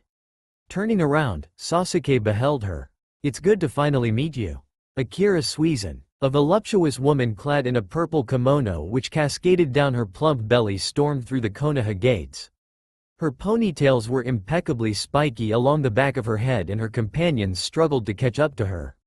The gatekeepers didn't bother with questioning her, for Temari was no stranger to the Leaf and its citizens. My lady, please, you shouldn't rush. A man dressed in Suna's standard mission gear pointlessly castigated, followed by a few who carried the small yet elaborate wooden frame in which their princess had been forced to spend most of her journey in. She didn't pay them any heed as she penetrated the streets of Konoha, eventually losing them in the crowd. In minutes she had elbowed her way into the Hokage Tower. In ready and hurried steps, Temari climbed up the numerous flights of stairs before finally countering a large door painted in yellow and gold before gushing past the Hokage's guards and pushing the knob, revealing the office of one Uzumaki Naruto. Where is he? She demanded to know, looking the seated blonde man into the eye. He sighed, waving off the guards who were peeking inside with questioning looks. Welcome, Temari, he said with a forceful smile. I don't have time for your bullshit, Naruto. Where is my husband? The foreigner rephrased, slamming a fist against his desk, causing some paperwork to stir. Said man licked his lips. Stress. He was going to burst at any minute. Not that you have any lawful right to know this, but Officer Nara Shikamaru is still going through a thorough investigation regarding his mission in the Anbu headquarters. He heaved, leaning back in his seat. A white and red robe framed his torso, but neither that nor the fire emblem on the hat he had on a nearby hanger intimidated the woman. I bear a seal of the Cage's confidence. I have every right to know what is happening to the father of my child. She growled, pointing a finger at her brother's friend. Naruto frowned deeply. You have no such thing as my seal of confidence, and Shikamaru is a Konoha nin.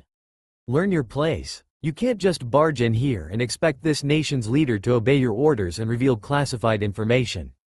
The situations Yamato disclosed was supposed to be for Gaara only.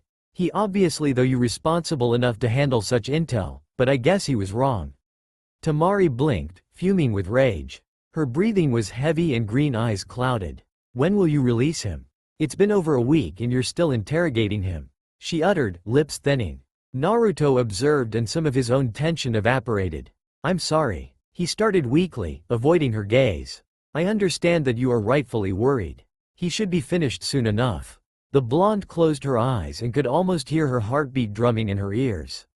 She brought a hand to her chest. Naruto shifted in his chair. Take a seat. I will send word for an approximate confirmation. Gulping uncomfortably, Temari walked a step away from his desk and collapsed into the crimson, cushioned sofa in front of him.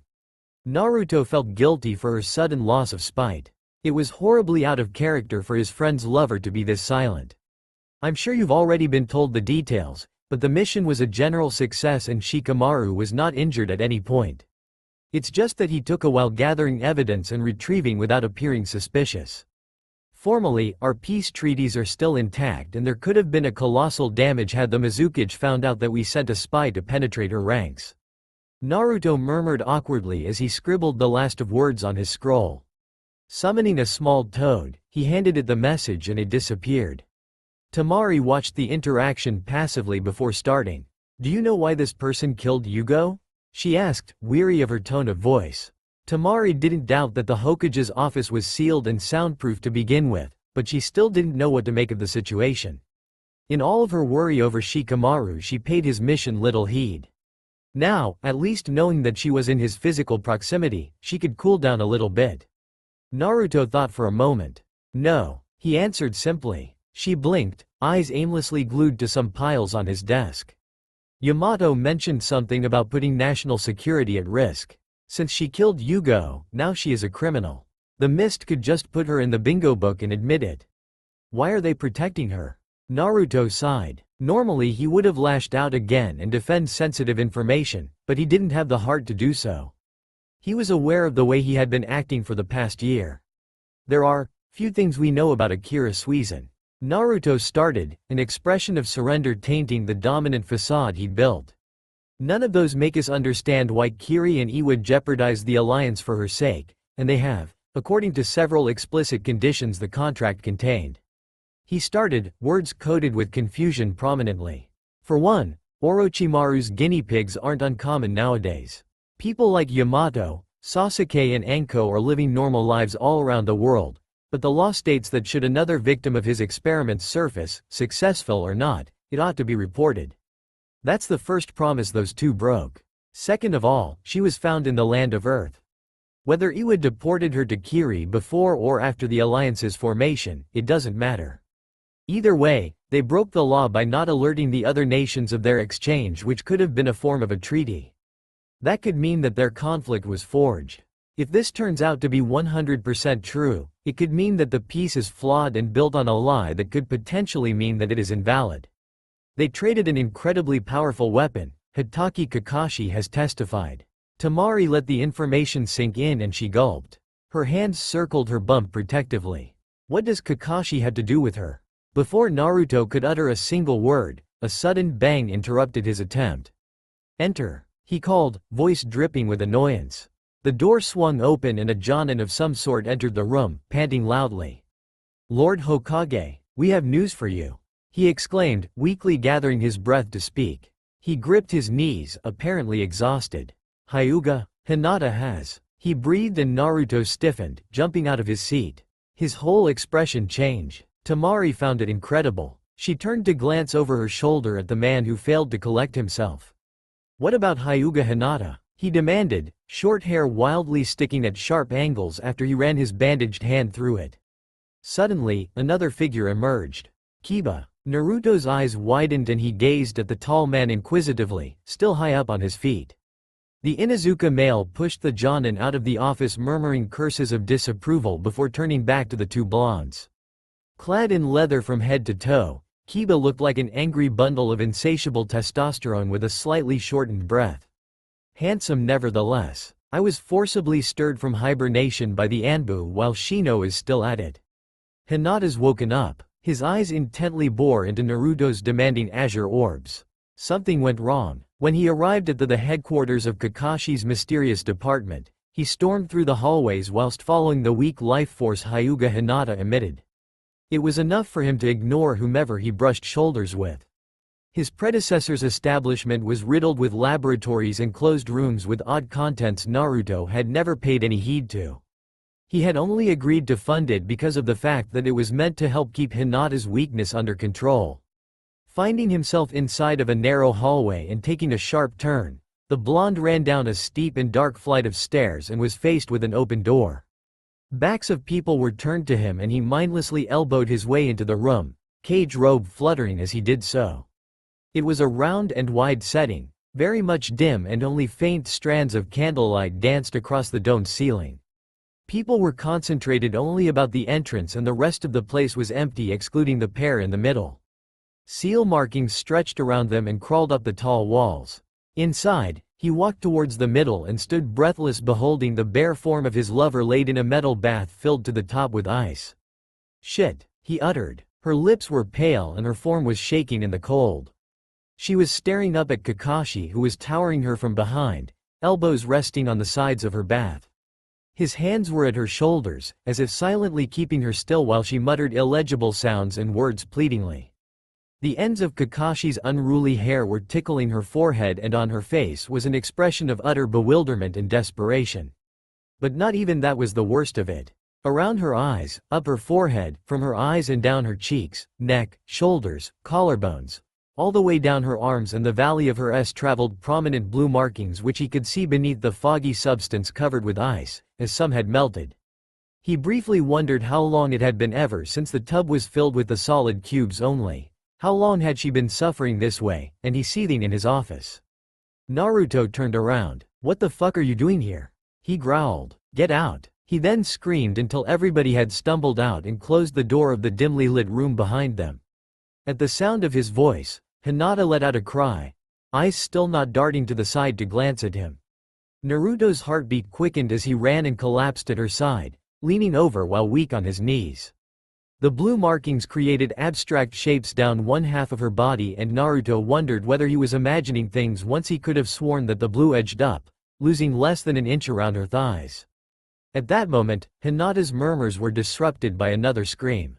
Blue-rimmed eyes widened as she did so, and Naruto felt his insides clenching in pain, almost as if his empathy was mirroring her agony.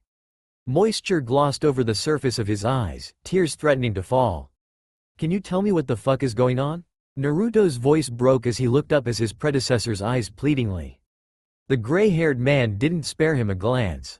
He was focused on the girl wriggling in the ice bath, uttering illegible thoughts. Something disrupted the meditation process.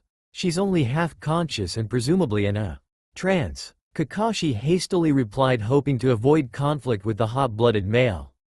Naruto frowned. "What trance? What is she saying then?" he questioned persistently. "The ice is meant to numb her nerves so that the seal can subtract. We'll find out the reason when she wakes up.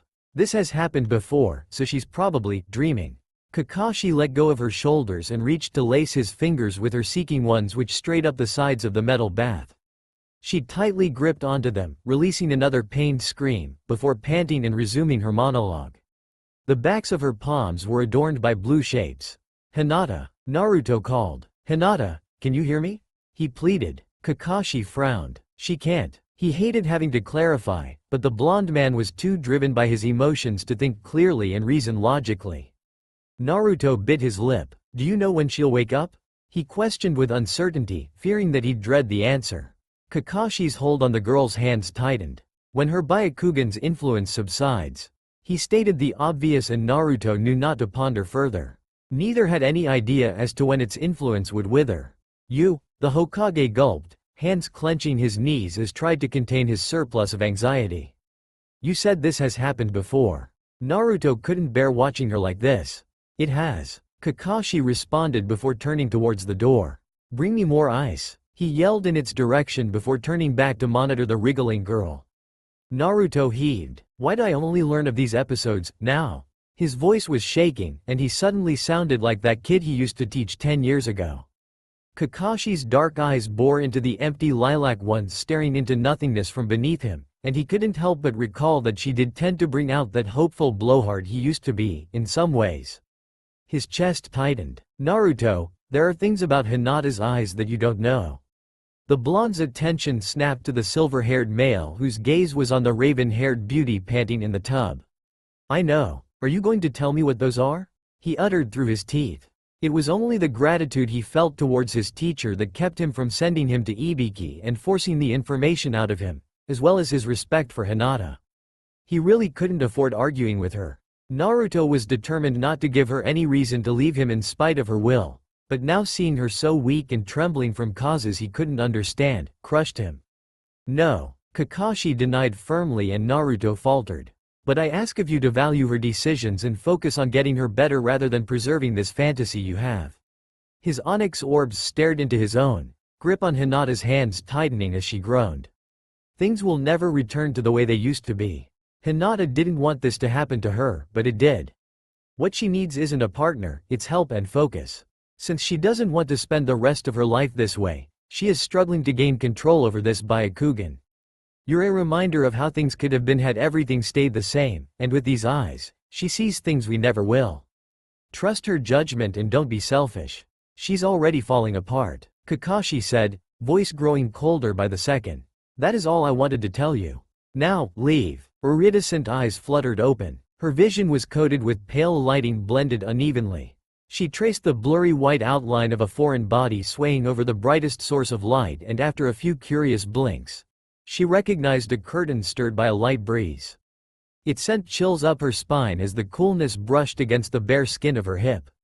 Hinata shivered and curled her body inwards. Heaving tiredly, she propped herself up to sit in the king-sized bed. The first thing she saw upon doing so was her own reflection in a mirror hanging from the wall opposite of her. Suddenly, she became aware of both the unfamiliar setting and her odd appearance. She instinctively pulled a white sheet over her chest and watched her figure slightly shift while breathing steadily. What? She though in confusion, fingers straying to brush the ruffled strands which parted awkwardly and revealed patches of her forehead while barely reaching to her eyebrows which were furrowed ponderously. The fringe she had started growing out 2 years prior, once she realized it was unpleasant to have with the Anbu mask on. But there it was, framing her face nostalgically. She had almost forgotten how much she used to love that cut. Nevertheless, practicality came first, and while chopping off her hair had not been an option, growing her bangs out was the second best. The surprise was sinking in, so immediately alert that something was going on, she glanced to the corner of the room, where a few large boxes were piled together, being the sole exception to the walls and bed's white monotone. She looked different, she felt different. Her body was softer than usual and skin-free of any wounds or cuts. And she had a silver ring, glistening in the morning sun and cool against the skin of her finger. Hinata bit her lip. Standing up, she released the sheet and decided to look at herself in the mirror. Awkwardly turning from side to side and searching the paleness of her skin for any sort of scars or bruises, Hinata concluded she had none. Debating on what to do with the foreign ring on her hand, she sighed and searched the room's interior for clothes. As it was obviously empty, she glanced at the white door which was closed shut. She could feel somebody's presence outside, but her perception seemed to have weakened. Had she been drugged? Hinata hastily, yet silently pushed the sliding door of a plain closet open. Her heart skipped a beat and her breathing halted for a moment. It was her clothes, her old clothes, her baggy clothes, her chunin clothes. On the top shelf, there was a dusty Jonin vest. Her chest kept progressively tightening as she hesitantly reached out to clutch onto a piece of pale lilac cloth and pulling it from its hanger. She used the first thing she could find to cover herself. The purple tunic was a handful of sizes too large for her and both the sleeves and the thing itself were too long. She would have assumed that she'd traveled back in time, but Hinata was quite sure that the setting itself was too unfamiliar. She'd been about to close the closet doors shut, when a flash of orange caught her eye. She opened them once again. Her head was buzzing as she peeked into the drawer in question and upon seeing a familiar, disheveled piece of clothing. Hinata hadn't bothered with taking it out. After a few seconds, she shut it. Leaning against the wooden contraption, she tried to collect her thoughts and tame her raging heartbeat. There was pressure behind her eyes. She just didn't know what to think. So, she didn't. Walking over to the door, she grabbed the knob. Suppressing her hesitation, she pushed it open and a familiar scent overwhelmed her senses. She moved slowly, finding a wooden flight of stairs which she descended from. Tears threatened to spill, as her eyes widened. The living room was washed in sunlight and the giddy man took a minute to notice her presence. Somehow, she registered that a song was being hummed someplace near which she instinctively began walking towards. Naruto. Her voice broke as she turned the corner and faced the man in the sleek kitchen who turned around to face her. "Good morning, beautiful." He grinned widely. She faltered. Hinata had not seen that carefree smile in years. Oh yes, she was suddenly reminded of the very thing she'd hurt him to protect. What was this reality? His hair was longer and disheveled eyes bright and gazing at her with affection of such intensity it made her knees buckle. While trying to protect Uzumaki Naruto whom people knew and loved, she had purged him of his joy. Yes, she whispered. Oblivious of her train of thoughts, he laughed and turned around to stir noodles cooking on the stove. "I wanted to bring you breakfast in bed before Boruto woke up, but you're already here so." "Done," he exclaimed, shutting the stove down. Boruto. She couldn't bring herself to ask any questions. She glanced about. It was a house, judging by the view from the distant windows in the living room, and a new one at that. It made sense that it looked vacant. Anyhow, it didn't explain what she was doing there, although it was the last thing on her mind. Then, he turned around. Her visage hadn't changed. She was too stunned to move or say anything as he strolled towards her. He was clad in a white tee and black pants. His grin was devious, and his proximity burned her with every step he took. She felt like she was 17 again. This was a different man, not a day younger or older than her lover, but happier. "What's wrong?" he questioned, approaching and wrapping his arms around her waist and pulling her close. All that Hinata could do was cling to him, in hopes of preventing her legs from giving out. Shock, overwhelming confusion and guilt, love and pain, all of those combined made it difficult to speak, so she just stayed silent. Her face was flushed and his scent tickled her senses, body pressed against hers, hearts beating together. Naruto chuckled against her shoulder. "Don't tell me you're shy about last night," she yelped as he spun her in a circle. "Naruto." Hinata buried her face in the crook of his neck in embarrassment when he let her down. "Naruto," she uttered, red-faced and still pulling herself together. "Where are—" Then a high-pitched cry broke out from one of the rooms on the upper flood. Her body froze and her mind went blank. "Why, time is over. Looks like Boruto has decided to make an appearance." He leaned down to kiss her. "I'll get that." Their lips collided. He chuckled, foreheads pressed together, before dashing up the stairs. Mutely, Hinata took a few moments to herself. The crying suddenly came to a halt, and that is when she let her body move towards the source of the sound. Standing by the entrance of a baby blue kid's room, she beheld Naruto, embracing a small child of no more than 2 years of age, affectionately. Hinata could only see a mop of blonde hair on its head. When Boruto looked up to meet her gaze, and she noticed his eyes were at least a dozen shades lighter than Naruto's, she panicked. His skin was pale and a soft shade of pink dusted his chubby cheeks. Yes, now she understood who this child was, and who it belonged to. Boruto smiled at her, and her heart felt like it had been torn to pieces. Naruto was embracing their son with a father's confidence. In his stance and visage, one could so clearly see how much he loved that child, and Hinata was his mother. It only made sense, but how did she get here?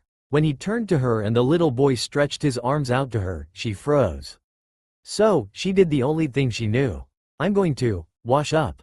She ran. A dozen hours later, she was back in the very same bed, as naked as the day she was born, while gazing at the sleeping blonde, inches away from her. Her breath tickled the strands of messy hair brushing over his forehead, and only when she had him calm and out of it like this, could she collect her thoughts. "My name is Uzumaki Hinata." His lips were parted and she stared at them, moving slightly as he breathed. "I am 22 years old." His spotless arms were draped and tucked around her waist. "I have retired from being a ninja after the war." She blinked. "I own a bakery down the street." Her eyes burned. "I have an average Byakugan with a decent range, but I've grown rusty ever since my teenage years." The warmth of his body contrasted the coldness of hers. "I am married to Uzumaki Naruto." The woman's body stiffed and nausea swept over her. Her breath hitched. "I am the mother of Uzumaki Boruto." The boy was sound asleep in the room next to theirs. "I am also in the first trimester of my second pregnancy." She traced the flatness of her stomach with her fingertips. "I am happily married, and I love my children. I have no relationship with Hitaki Kakashi or Yamanaka Ino.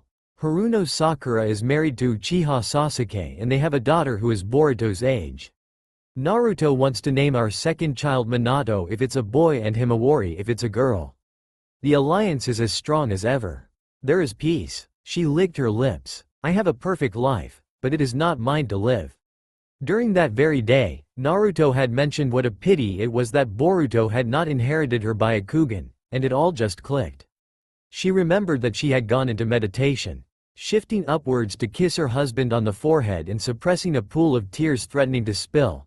Hinata crawled out of his hold and rose to her feet.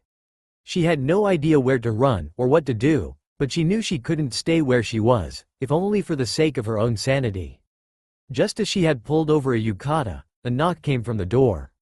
Which door? She had no idea. Hinata's eyebrows slightly furrowed in confusion.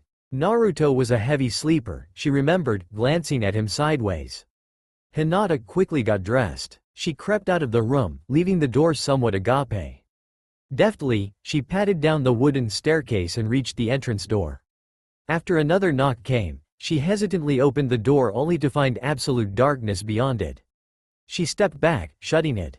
Hinata warily glanced around, heart beating wildly, before reopening it.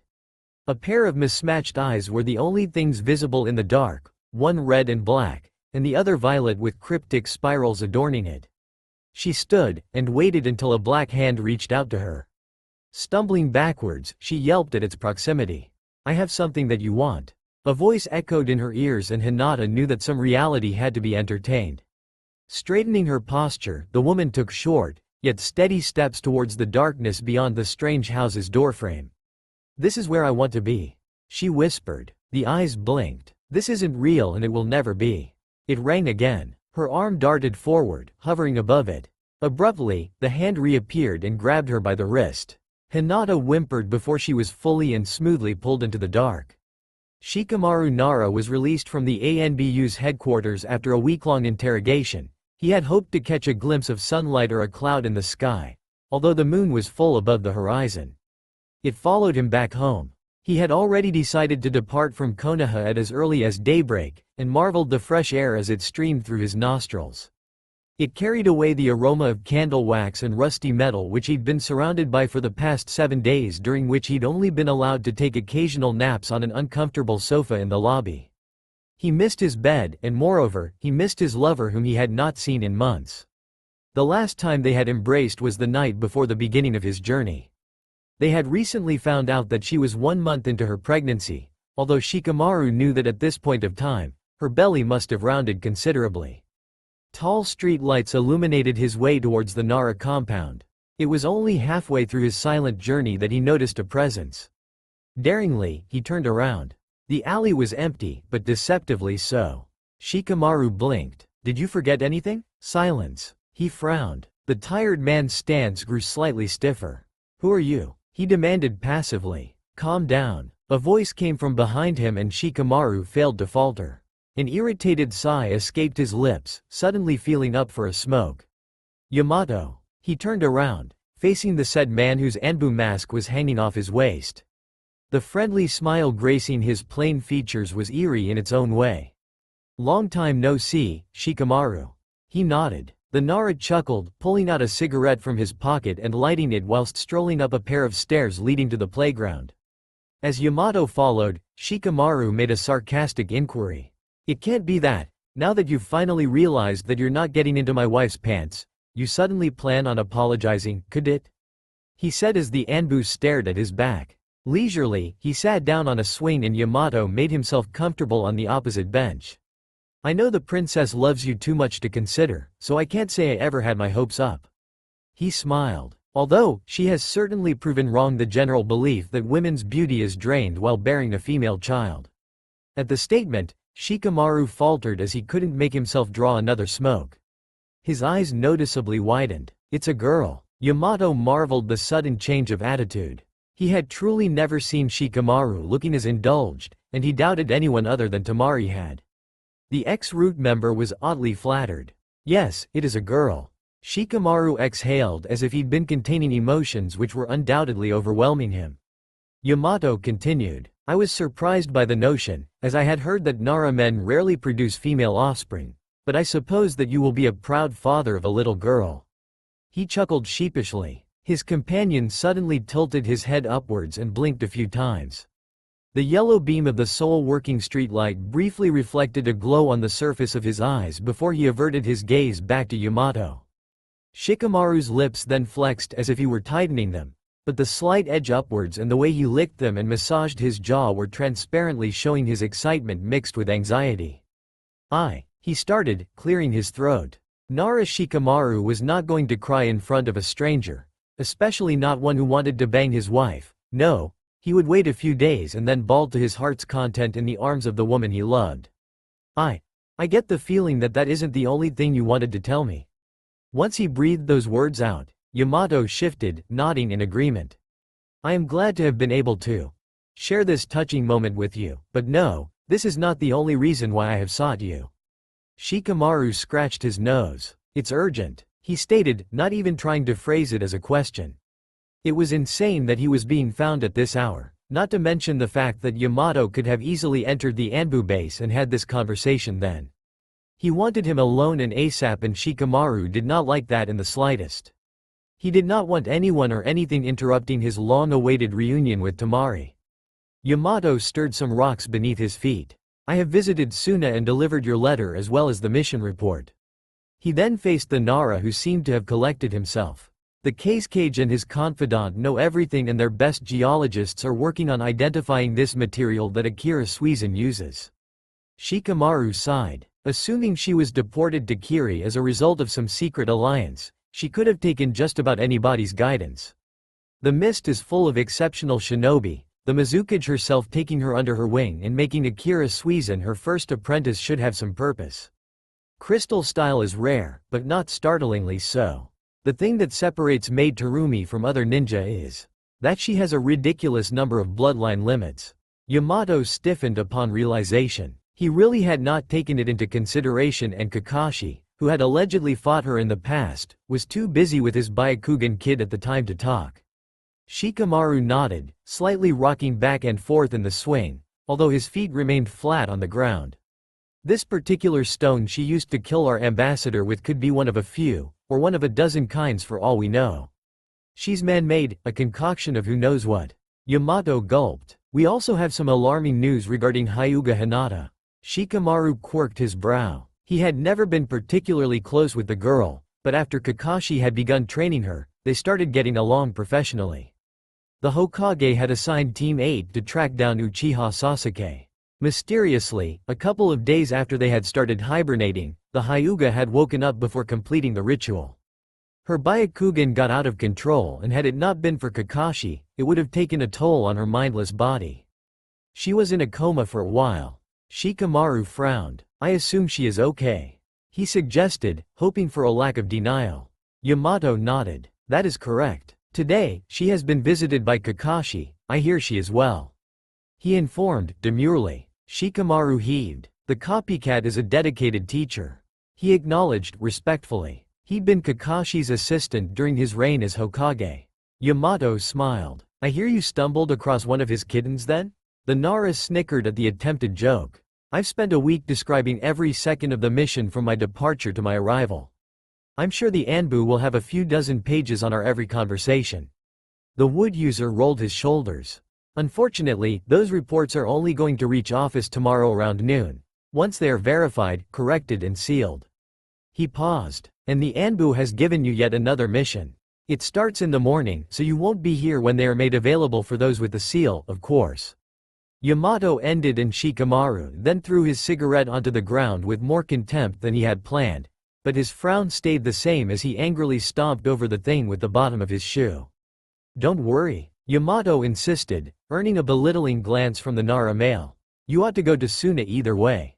Shikamaru raised an eyebrow, slightly less pissed than he had originally been. Plus, you might have a surprise waiting at home. Later, once he neared the Nara residence, he immediately felt a familiar presence inside. Normally, he would have sprinted into her proximity, but Shikamaru knew that she was asleep, and somehow he felt reassured that she wouldn't go anywhere. He entered the house and strolled up the stairs. Through the dark, he slipped into their bedroom, where he saw the back of her figure, laid on the bed. He approached her, wistfully. His body was longing to hold her again. Shikamaru took his shirt off and slid inside the warm mattress. I'm home, the Nara whispered as he circled his strong arms around the rounded stomach of his wife and burying his face in the crook of her neck. Her body suddenly shook as if she were whimpering, and he held her tighter. Welcome back, she uttered, as he fingers laced through his own. Kakashi's feet were flat on the still water's surface, posture unwavering and both mismatched eyes fixed onto the figure standing at a safe distance in front of him. The Sharingan only made him even more alert of her presence. His breathing was heavy and appeared to be deceptively calm. There was only an outline of land far behind her. The sea was wide and infinite on most sides, and the girl's heartbeat quickened. Kakashi knew it all. She was terrified of open spaces. There was nowhere to run to, and all she could do was defend herself. Hence, he stepped forward and her bright eyes widened, resembling the very sea they stood upon, which reflected the reds, blues and purples of the sunset like a spotless mirror. The slightest wind breezed through the dishwater blonde silk of her hair, and Kakashi just stayed still. He could not bear to move any closer, for he knew that the moment he got too near, she would strike. He blinked at the bleakness of the ceiling above him. Kakashi was seated in one of the few comfortably private suites the hospitals had to offer. He was alone. After glancing at the vacant seat in front of him, the door creaked open, slowly. He stared as the figure of Hyuga Hinata emerged narrowly. The nurse, which had presumably escorted her to their meeting place, had closed it politely. She turned to face him. You look good, he said, hiding his relief deftly. Hinata forced a smile. I look better. She was clad in a plain yet elegant gray hospital gown. It was definitely not the standard attire, but she was an important person in many ways and received all sorts of special treatment. She had spilled sweat and blood for that recognition. Her eyes were smiling at him while appearing to be somewhat empty and drained as she sat down, in one hand dragging a metal pole supporting the IV fluids dripping into her vein from the back of her palm. "How are you feeling?" he asked. Hinata tucked a strand of dark hair behind her ear, exposing a portion of a slender neck. Kakashi frowned slightly. She was paler than usual. "I'm okay," she hummed, crossing her legs beneath the table. "I'm still a little weak, but they're nourishing me excessively." She motioned towards the IV bag. "You took care of me well. I told you that you don't have to do that," she uttered, remembering the nurses telling her that she had been hooked on a similar one during her meditation. Kakashi shook his head. "You're not an imposter, Hinata. It doesn't tire me in the slightest," he reassured. The reasons why Kakashi insisted that the girl meditated in his home were multiple, but the primary purpose was to prevent accidents like the previous one from happening and getting out of hand as it would have had she been alone and isolated, with no one to check up on her. Hinata sighed. "It's been a few days. I've started walking again and the numbness faded after they warmed me up. I should be good to go by tomorrow," she informed him habitually. "You did a great job," she praised, to which Kakashi scoffed. "I'd rather not have to do that ever again. I don't like seeing anyone suffer." Hinata softened in spite of her guilt. She didn't know why he did the things he did, but in the end she was grateful and too selfish to refuse him. Had it not been for her mentor, she would have gone mad ages ago. Hinata knew he loved her like he did all of his past pupils, like he would his children. "I'm sorry," she said in a voice that was barely above a whisper, but it lightly echoed the room, which was empty aside from the table and two comfortable chairs on opposite sides. "Don't apologize," he murmured. "I might have made a mistake," he confessed, meeting her gaze. Iridescent eyes widened in confusion. Kakashi's lips thinned underneath his mask as he broke the ice. "I called Naruto while you were in shock." He could hear her breath quicken and see the anxiety which reflected on her visage. Had she been anyone else, they would have lashed out, but Hinata never lashed out. She waited for the entire truth to surface. That is what he had taught her. He gulped. "I called him and we had a conversation. I told him what you should have long ago," Kakashi said sternly, although there was empathy woven through his monotone. A layer of tears enveloped the surface of the girl's eyes, although none spilled. Kakashi continued, searching her face for everything and anything. "Whatever happens between you two from this point forward is a matter of choice. You grew distant from him because you didn't want to hurt him, because you wanted him to have everything you wouldn't give him before he died for your sake. I gave you a lot of time and this ridiculous dynamic you two had was harmful for everybody." Kakashi could barely look at her. She looked so brittle it was almost as if she could have been shaken by the smallest gust of wind, and his words were heartbreaking. "You have more self-control than Naruto, but I respected the fact that in love all people's judgment wavers. You were rational to a certain point, but now I decided to be rational for you," he finished. After moments of a deafening silence, Hinata let out a shaky breath, or was it a laugh? She was not letting herself cry. Her translucent orbs bore into his own. "Thank you." Her lips were shaking and a flush spread across her cheeks. "Thank you," she repeated, head tilting down as she stared at her pallid fingers laced together in her lap. "I sincerely hope you two can work things out." Kakashi straightened himself. Hinata heaved, looking up at him. "He'll be just fine." Her lips curved upwards. He wondered whether she really tried to make those pained smiles convincing or was it just a habit. They made her look even more miserable. "He will be," Kakashi muttered. There was another pregnant pause. Hinata rubbed her eyes with the back of her free palm. The suffocating truth was that they both doubted that she would ever get over the heartbreak. "I saw him while I was under," she stated. Kakashi grew alert. He had been wanting to ask her about what she had experienced while in shock, but he didn't feel like pressuring her. Talking business was Hinata's way of distancing herself from issues, even though the two tended to overlap. "The first thing I remember was an illusion. I woke up in an unfamiliar place, I had bangs unlike now, I was married to Naruto and we lived in the same house." She paused, before looking at him in the eye. "We had a child, and I was pregnant. I owned a bakery." Hinata chuckled. "I was not a ninja anymore, and I was entirely average by all means. Basically, I suspect that it was a projection of what my life could have been had my Byakugan not evolved. It lasted for a day, and then I was pulled out of it." She frowned, as if she remembered something. "What is it?" He questioned her flinch. She inhaled. After that, I was pulled out. Hinata stated simply. She wasn't sure why she decided not to mention the last part, but she didn't think much of it. Of course she'd recognized those eyes, who wouldn't? But she would face them again sooner or later anyways. Then, I started seeing flashes of images and scenes I couldn't quite comprehend. Same as usual. I can't really point anything out unless you ask me. Kakashi nodded. It made sense. First the seal started spreading evenly and gradually, and only after a certain point had it pushed her into shock. The things she saw during that phase were more or less blurry and quick. Hinata. Kakashi started, hopeful, while leaning in. Have you, by any chance, seen stone? Diamonds, crystals, anything really? Even water is fine, does anything come to mind? He asked. She blinked ponderously. I saw people and colors. It was blurry, but one time. I saw lightning, Hinata stated, and a sunken village. Her eyes squinted as she recollected her thoughts. I saw a man and a woman. She was beautiful. Hinata dozed off, obviously still drained. Kakashi's eyes widened. Can you show it to me? He asked. She stared at him inquisitively. What do you mean by, show you? You can't possibly think I could. He interrupted. Yes, Hinata, I do. I know that you are more than capable of doing this. Kakashi insisted. He had trained her and had trust in her. What happened wasn't your fault. Something must have set it off, and we will find out what and why, so please. You are safe here. Kakashi's words were empowering, but the girl couldn't help but feel hesitant about it.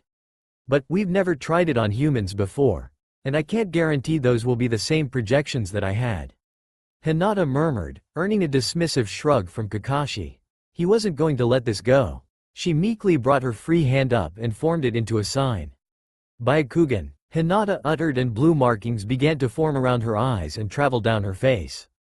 She flinched, halting them by her collarbones. Taming this power required a ridiculous amount of chakra control.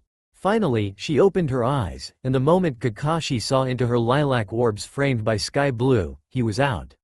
Why are you the person you are today? Because people I loved died for me. He said. Why are you the person you are today? Because I died for people who hated me. All he could see was the sky and rain pouring onto his limp form, which laid flat against the still body of water which appeared to be gray now. The sun had set and her visage was nowhere in sight, yet he could feel her. She kneeled behind his head, staring at the islands of translucent amethyst stone rising from the sea's surface. The sky was gray and clouded. Why not kill me now? Kakashi breathed, completely immobile and tired of fighting. His left eye was throbbing and closed. It was cold and the wind easily penetrated the cut-up and disheveled items of clothing hanging off their tired bodies. You don't want to hurt me. He heard her say through the rain. Is that your ninja way? Kakashi coughed before continuing. It's quite noble. She remained silent for a moment. I'm not a shinobi, she said. What are you then? He asked. I'm a monster, she proclaimed, and he chuckled. But, you're a woman. He sighed. Are you suggesting that women can't be monsters? She questioned bleakly. Neither seemed to be paying too much attention to the conversation, but their entire minds were wrapped around it. I don't like you, she said. I don't like your vicinity or your curiosity. Her glossy turquoise eyes blinked at him passively. Are you following me? She asked after a moment of silence on both of their parts. No, Sasuke lied effortlessly, although he was slightly uncomfortable in the situation. He had never taken a girl out for drinks, and he hadn't imagined that his first cultivated attempt at speaking to a woman one-on-one would be this way. Thankfully, she considered the situation to be just as unromantic and inconvenient as he did. You're lying, she said, cup of tea in hand. No, I'm not, he denied, not remotely intimidated. Would you like to ask me out? No. Would you like to fight me? Maybe. Suizan sighed. And you seem to be so happy to see me. I was hoping we'd be able to talk this through like normal people would. Her look turned slightly colder as she tucked a strand of dishwater blonde hair behind her ear. His onyx orbs pierced her frame as she sipped onto her drink, as his was still untouched and presumably cold. She was truly pleasant to the eye, although her appearance was too delicate for anyone to begin to assume the power she held. That was quite a charming quality, but Sasuke regarded it as distasteful. Her pink lips were sealed shut as she passively glanced around the vacant tea house on the bottom floor of the inn they had stumbled upon. She smirked demurely. Fine, she said. Let's make this easier. Her cup was placed on the table as she folded her arms over her chest. Do you want to kill me or not? Sasuke chuckled, for the first time faltering his cold visage, not that he looked any less vicious this way. No, I don't, he responded, leaning back in his seat. Nice. She nodded. I don't feel like killing you either, she reasoned. The Uchiha would have snorted at her implication of ability to take him on, but he didn't want to get ahead of himself. Are you heading north from here? He asked, quirking an eyebrow. Yes, she said, drumming her fingers against the table. The signs were there. Her posture wasn't stiff, she wasn't maintaining ridiculously long eye contact unlike Sasuke, who continued to burn holes inside of her pretty little face. She was either genuinely unfazed by their encounter or very good at faking it. He was unimpressed, but obliged to have this conversation. What do you seek in the mountain's graveyard? Something that belongs to me, she said. Sasuke heaved. And what is it that you own that Obito Uchiha had stored in his lab? You should know that Konoha's Anbu Black Ops have already purged that place. It is empty now, the Uchiha stated as he reluctantly inhaled the bitter scents of the herbs which mixed with the aroma of rain and dirt which was woven through both of their damp clothes. The girl lightly beamed. What I'm looking for. It's intimate. I don't want you in my hair about it. Suizan hummed. The Uchiha suppressed a frown of annoyance. It was not a coincidence their paths had crossed. Sasuke's mission was to maintain peace from the shadows and that, he did. He was disguised as a ninja with a past, relieved of his crimes, traveling the world and searching for redemption. Frankly, Sasuke was not that apologetic. He made amends for his sins by serving the country he had wounded. He was Konoha's eyes and ears, and his job was to keep the latter on the nations and monitor all suspicious activity. Sasuke had sworn not to live another second of war in his lifetime. He took this peace very, very seriously. He had had a special friendship with the ambassador who had been murdered while he was in the land of grass. The Uchiha would have been lying had he said that he'd felt crushed by her sudden death, but it was a pity since she'd been a good shinobi. It was the circumstances of her demise that intrigued him. He made it to the mist where he had found Nara Shikamaru, who alerted him of the suspect's identity. Sasuke could only guess where she'd gone, but the land of Earth seemed like the obvious choice. He found her eventually and started following her. Unfortunately, he had also made a mistake by underestimating her. The girl had felt his presence once he edged too close to her and he had to make up his own excuse now. But that wasn't the problem. He had no intention of making friends with the devil. This was a business matter. Care to share why you crushed all of those unfortunate camps?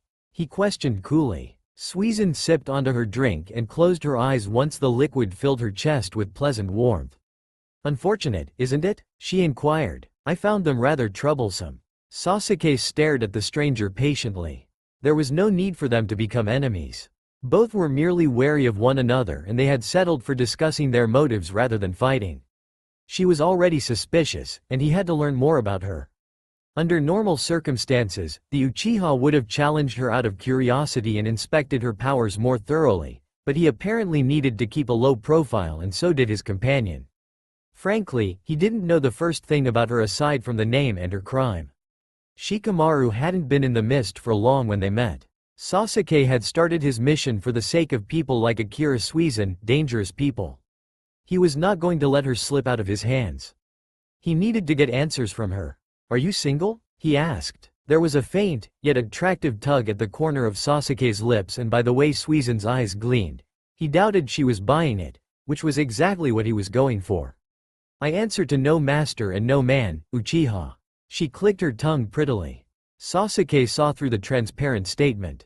You're bad, he said, eyes fixed on hers. Very, very bad, she smiled, resting her chin on the palm of her hand casually. Either way, you haven't been a notably good boy yourself, I hear. Suizan hummed good-naturedly, in midst of their daring battle for dominance. They were pushing one another. Sasuke leaned in. The Uchiha's lips were moving, but his eyes were expressionless throughout their eerie foreplay. I can't say I have. Being as close as those two were now, Sasuke deliberately had his palm hover the skin of the crook of her neck before touching it. It doesn't seem as if you'd mind. Suizan tilted her chin up. Intimately, sure I don't. Yet, I don't like bad boys snooping around my sand castles and demolishing them out of spite. Her eyes were doe, and as Sasuke's hand cupped the back of her neck, they could feel each other's breath. "Your choice of material is a little strange," Sasuke said. She suddenly sickened him. "Well, I wouldn't like to scare my stalkers away with the good stuff." The girl smirked as she reached out to play with Sasuke's hair.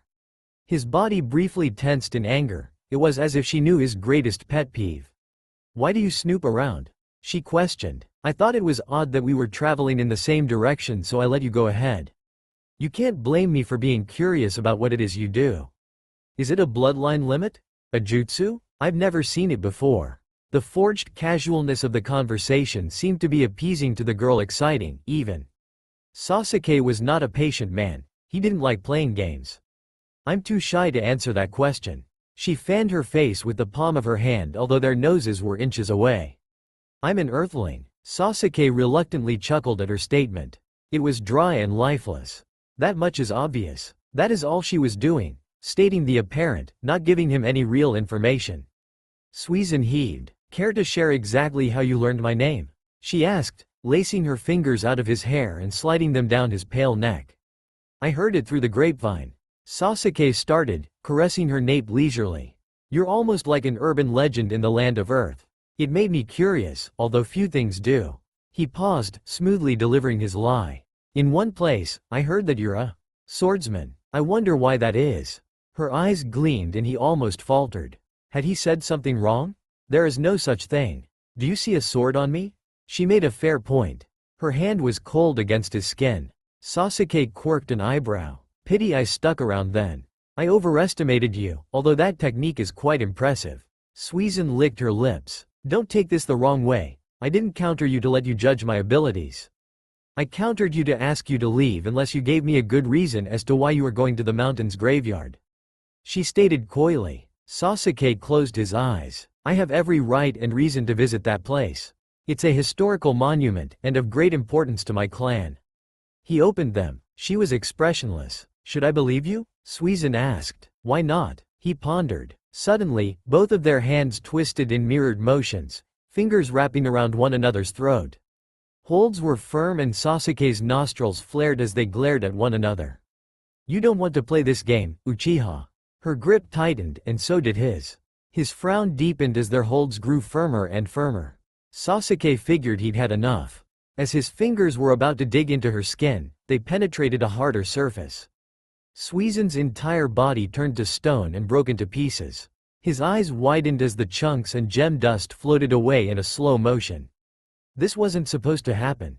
Not in his genjutsu. He was about to retrieve his outstretched arm when a layer of stone started forming up his fingers and down to his elbow in lightning speed. He cussed as it shattered. Sasuke looked down at his upper limbs. He had no arms now. No, not in his genjutsu. He looked around. The entire inn started shaking. It turned into red sapphire before bursting. The moment Sasuke turned on his Sharingan, he found himself in a different place. Standing on the cliff as the rain fell, in the dark, hovering over the frozen camp. His heart was beating rapidly as he fumed in anger and confusion. He quickly sent a Chidori towards the clouds, and when the light appeared, he saw that the blue stone was spotless. No engravings, no imperfections, no nothing, and first of all, no Akira Suizan. Had it ever been his genjutsu to begin with? Uchiha Sasuke had never been so silently furious in his life. Heaving a troubled breath, he turned around. There she was, beaming at him. "I had you at leave." Suizan smirked. Not sparing a single second, Sasuke ran towards her, Kusanagi slicing through the rain. They went back and forth for what felt like hours. "Hanabi." An obnoxiously loud voice echoed the night over the Hyuga compound. Most of its residents were slumbering with sleeping plugs or trembling in annoyance as he could have been heard throughout the entire complex. "Hanabi." It kept getting louder and louder, and the child behind the gates simply wouldn't accept the denial. A guard cried, "Lord Konohamaru, please understand Lady Hanabi does not wish to speak to anybody at the moment." Ko's tone was wavering. The reason why he'd been sent out to counter the young boy was because he was presumably the most patient Hyuga in the family. The others would have wounded him hours ago, as he'd been there ever since Hanabi had skipped their team's morning training session. Both could feel dozens of Byakugan eyes burning holes through their heads, although Konohamaru paid them little heed. You're lying. The tall boy yelled, handsome brown hair stirring as he turned to look at his teammate's kin. You're keeping her captive. You're giving her the seal, aren't you? Konohamaru bit, on the verge of tears out of worry. The girl was many times less elegant and poised than your average Hyuga, but she was never late. Konohamaru knew she would have made it known if she wasn't coming. This absence was completely out of character. Hanabi, he called again, in the loudest voice his tired lungs and sore throat could muster, and suddenly the wooden gate of the compound slammed open. Hanabi, he observed, wide-eyed and with a smile stretching across his features. He took a few steps towards the frowning girl in a white kimono, and as he was opening his arms and offering a hug, he was met with a violent fist to the head which sent him flying back. Konohamaru swallowed some dust and dirt and he groaned, trying to pull himself together. She was really the only person in the world who could catch him so off guard like that. He averted his gaze towards the Hyuga princess who was seething at the entrance. She was biting her lip as he rose to his feet. He was simply awestruck and baffled at her desperate expression, scratching the throbbing side of his head. "Follow me, you fool," Hanabi muttered through her teeth before storming into the complex. Konohamaru glanced at Ko and the other guard whose name he did not know, before nodding and skipping towards his friend. He had trained in the Hyuga compound before, although his visiting Hanabi's personal quarters was a first. They sat beneath a warm kotatsu, limbs brushing against one another. The girl hadn't bothered serving the tea which a maid had put on the ground near the entrance. It was left to cool and evaporate in the far corner, for Hanabi knew that Konohamaru hated the drink and she had no appetite for it whatsoever. He was watching her intently, staring with those big brown eyes, gathering up the patience he normally didn't have as he waited for her to begin explaining her issues. He had so many questions, but she had even more answers. She gulped. "Konohamaru?" the girl started, weakly. "How much can I trust you?" Her lilac orbs bore into his warm ones as they widened briefly. She had always told him everything, which was why the inquiry was so out of the blue. Hanabi had cried and told him about her sister's byakugan in the basement of the main house in midst of washing machines and freshly cleaned, pale-colored laundry baskets when they were 12 years old, only recently having graduated from the academy. "I'd die for you." He whispered words one might have considered too great for his tender age of 17, but they were true. "I know," she heaved, rubbing her eyes with the back of her hand. The boy had noticed she looked tired, but now that he saw her move, he could tell she probably hadn't slept all night. "You're stupid," Hanabi scoffed and her teammate grinned good-naturedly. "I know," he acknowledged, trying to falter her frown. The Hyuga slammed her small fist against the kotatsu. "You're all stupid," she yelled. Konohamaru ran a hand through his chocolate-brown locks. He wanted her to talk, and when Hanabi started screaming, it was a good sign that she was going to spill soon. He suppressed a beam. The girl he knew and secretly loved wasn't the prim and proper lady her sister was born to be, and as much as he respected Hinata, he liked Hanabi better this way, when she wasn't trying to be something that she was not. "Your brat, you know that, right?" he inquired with a lopsided grin. She flushed in a mixture of endearment, annoyance and sadness. "Shut up, stupid," she uttered, scratching the bridge of her nose. "So, Kano." Maru leaned over the table. Beige mattress with autumn leaves cascading down his lap and sides.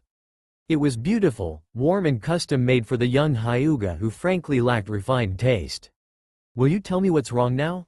It's been 7 hours since I got here and you sure have taken your sweet time with, ouch." His monologue was interrupted by another smack to the head. Hanabi fell back in her seat, ignoring Konohamaru's groans. "A gentleman must have patience," she hummed darkly, glancing at the boy as he straightened himself. "You don't have to be violent about it," he cried, rubbing the forming bruise in his hair. Hanabi snarled, "You're one pathetic excuse of a friend." The remark made Konohamaru snicker bashfully. "I may do a better job at being your boyfriend then," he sang as a blush dusted the girl's cheeks. "You're stupid," she murmured, avoiding his tender gaze. "What happened?" he finally asked, having lost most of that signature humor which usually wove itself through his tone of voice. Konohamaru was serious and Hanabi mustered the strength to speak about it, finally. She was still red in the face and her teammate knew that she was naturally very proud, like any other Hyuga out there. They were taught to be poised and never appeared to be hurting or stressed, for they cared all too much about what people think. All of them had very layered personalities and flaws they hid deftly. He was the only outsider she let in on her turmoil, perhaps the only one at all. Konohamaru felt privileged. Hyuga Hanabi was just amazingly intriguing to him, like that. The girl shifted in her seat. Her hand disappeared as she pulled out a mysterious bunch from under the kotatsu. Konohamaru suppressed a laugh as she placed a heavy box of lavender-scented tissue paper onto the table. It's about Hinane. I'll see you soon. Shikamaru kissed the top of his lover's head tenderly. Temari clung onto the sides of his vest tightly whilst biting her lip. She gazed up at him. I want to go with you. She stated for the 100th time that hour, and her husband softened, tucking a stray strand of messy hair behind her ear. You can't walk, Temari, he said. We'll see each other soon. The Nara tried to reason, even though he was arguably even more reluctant to leave her side. 6 months was enough, she uttered weakly, knowing there was little point in fighting about it. That was the last thing she wanted to do. His head dipped down and their lips met, molding together in a storm of longing and adoration. I know, I hate it too, he whispered against her mouth before kissing her again. He'd spent sleepless nights imagining how holding her again would feel. You know I'll always come back here. Temari threw her arms around his shoulders and he embraced her upper body with all gentle force he had. He chuckled against her shoulder. I have a queen to serve. I can't let her down, can I? The woman laughed lightly as she caressed the back of his head, which was buried in the crook of her neck. She felt something cold touch it. No, you can't. Temari sighed. Crybaby. I missed you so much. Minutes later, Shikamaru was strolling down the streets of Konoha.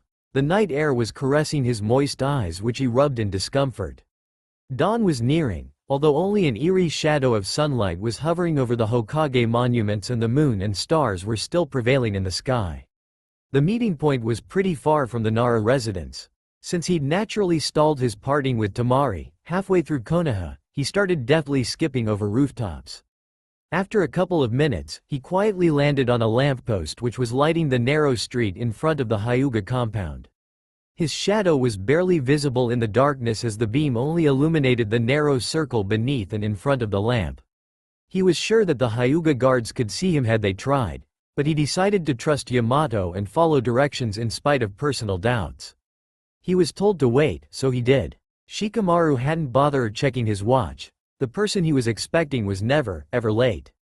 He trusted that he'd probably come early since she wasn't yet in front. After a couple of moments, the wooden gate was pushed open from the inside, and through the narrow crack, a figure soundlessly slipped into the cool of the withering night. He would have had a hard time identifying her garments in the dark anyways, but he was positive he recognized the signature black cloak which traveled down to her knees. Her hair was pulled out of her face in a milkmaid braid she'd worn on most of their missions together, and as she entered the circle of yellow light beneath his lamppost, he identified boots which were part of the Hyuga's standard Anbu gear. Shikamaru was fairly certain that inside the bag she was carrying or hanging from her hips, he'd find a mask. You look good, he commented, still towering her, standing at a generous height. She didn't even need her Byakugan to make out his silhouette in the dark. Her normal vision was sharper than a normal shinobi's either way. Shikamaru, on the other hand, could clearly see a small smile spread across her features as she gazed up at him. Thank you, she said. The comment sounded less reassuring every time, but the pair weren't personally acquainted, hence her lack of remark. She hardly felt good. You're going as Jonin? The princess asked, and Shikamaru noted the odd manner in which her eyes reflected light as her head was tilted upwards and towards him to peek at his vest. A few of us are going as Jonin and the few of you are going as Anbu. Smoothly, Shikamaru bent his knees before jumping off the lamppost, landing somewhere behind the girl. She turned around to face him directly and see him clearly as he was too in the beam's way. But for now, it's just the two of us, he stated. She nodded. Kakashi had mentioned that he would be the one to brief her on the matter. The tall Nara cleared his throat. We have to take care of something before the others meet us in the hidden sand next week. I'm not quite sure who will be going, but we have a stop to make. The Hyuga blinked up at him with doe and attentive eyes before nodding. What exactly is this stop you speak of? She asked, and Shikamaru chuckled. I think you should have quite a good idea as to what it may be. She smiled. You can't ever be sure. Shikamaru rolled his shoulders. I happen to have overheard that there had been a complication during your last meditation, Hinata. She averted her gaze for a moment before staring back at him.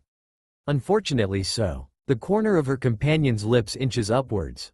I happen to have overheard that it wasn't complete failure anyways. Hinata tucked a strand of midnight blue hair behind her ear. It was an unpleasant experience, but it seemed to have fulfilled its purpose.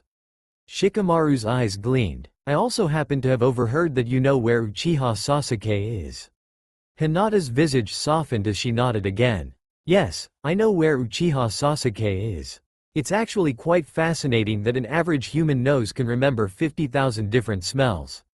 You must possess at least 1/3 olfactory receptors more than a dog, and compared to us? A bashful giggle escaped the medic's throat as she remembered the facts fondly. They were seated in the largest booth of the eerie dango shop, just the three of them. Shino and the girl hadn't dared take another bite of the most disgusting dango they had ever tasted, while Kiba wasn't going to let that stop him from finishing his meal. Inuzuka, seated next to the girl, chuckled. It's just fucking awesome how you know that, Sakura. But I'm still not letting you do your science voodoo on my brain, he stated. Sakura snickered. You've made that abundantly clear, Kiba. I doubt it's that great anyways, she said. The Hound Master glanced at her dismissively. You have a book fetish, Sakura, think about that. Shino scoffed. You're disgusting, Kiba. His teammate stood up from his seat and stretched his legs. Oh yeah? Go hump a tree, bug boy. There, kink shaming isn't nice. The male turned around to gaze at the approaching form of one Kakashi Hitaki, who had entered the Oriental Dango shop. Good morning, Lord Sixth. Shino rose and bowed to the man respectfully, to which Sakura rolled her eyes until Kiba fell to his knees, and he too bowed his head until his nose was caressing the cold floor. Good morning, he yelled at top of his lungs. I never knew you felt that passionately about me, mutt. A familiar voice rang, and Kiba looked up angrily to see one smiling face of Yamanaka-sai beaming down at him. He turned around and realized that Kakashi had simply walked past. The Hound Master's sweat dropped, but he didn't mind. As he stumbled back to take his place at the booth, Sai couldn't help but admire the fact that the Inuzuka acted like a dog in every single way. He was painfully loyal, and even though he was annoying and overly competitive, he gravely respected authority figures. The incomplete teams 7 and 8, the 4 exceptional shinobi, were seated beside and opposite of their previous Hokage, who, after a few minutes of tolerating chatter, broke the ice. Attention, please. He coughed into his fist. The young ones all stared at him.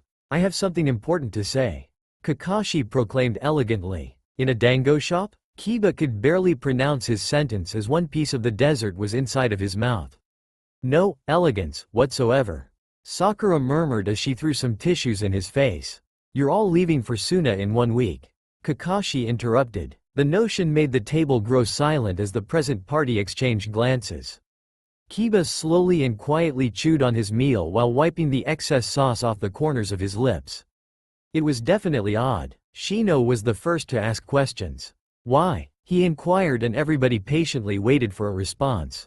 Mission, Kakashi said. Sakura frowned. What do you mean? I'm not on active duty anymore. She pondered in confusion. It was true that Sakura was head of medical ninjutsu in Leaf Hospital. That required a lot of work, and she'd only left the village on a handful of occasions during the past few years. Kakashi nodded. You will make an exception. Ino will replace you while you're gone. The wayside twitched fondly at the mention of his lover's name was barely noticeable, but it was there. Next week starts Ibiki's shift in the interrogation force, so Ino will be free. He smiled as he stated. Sai knew Ino loved when he was being attentive, so he usually acted as if she were watching.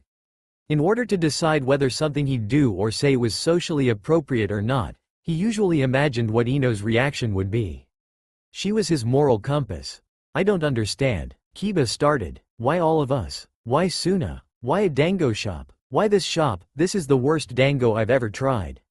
It tastes like radiation. He was bemused. Naruto could have easily summoned them and handed them a mission in the Hokage Tower, and Kakashi could have done so himself. That morning he had woken up with a time and an address written in permanent marker on his forehead, and he assumed that that was the way the others had gotten there as well. Or maybe something less embarrassing. Thinking it was a practical joke pulled by a friend, He hadn't thought much of it even when the address brought him to an unfamiliar food station where he was greeted by the early birds, Shino and Sakura. Inside of the shop worked a single old lady who hadn't reappeared ever since she served their food. Kakashi chuckled as somebody edged closer to the booth. "This isn't a dango shop, Kiba." The crowd turned around to face the intruder. The old lady who seemingly ran the shop beamed at them, and the Inuzuka didn't know what to be more creeped out by. The fact that she knew his name or the exclamation itself. She was short and sort of cute looking, actually.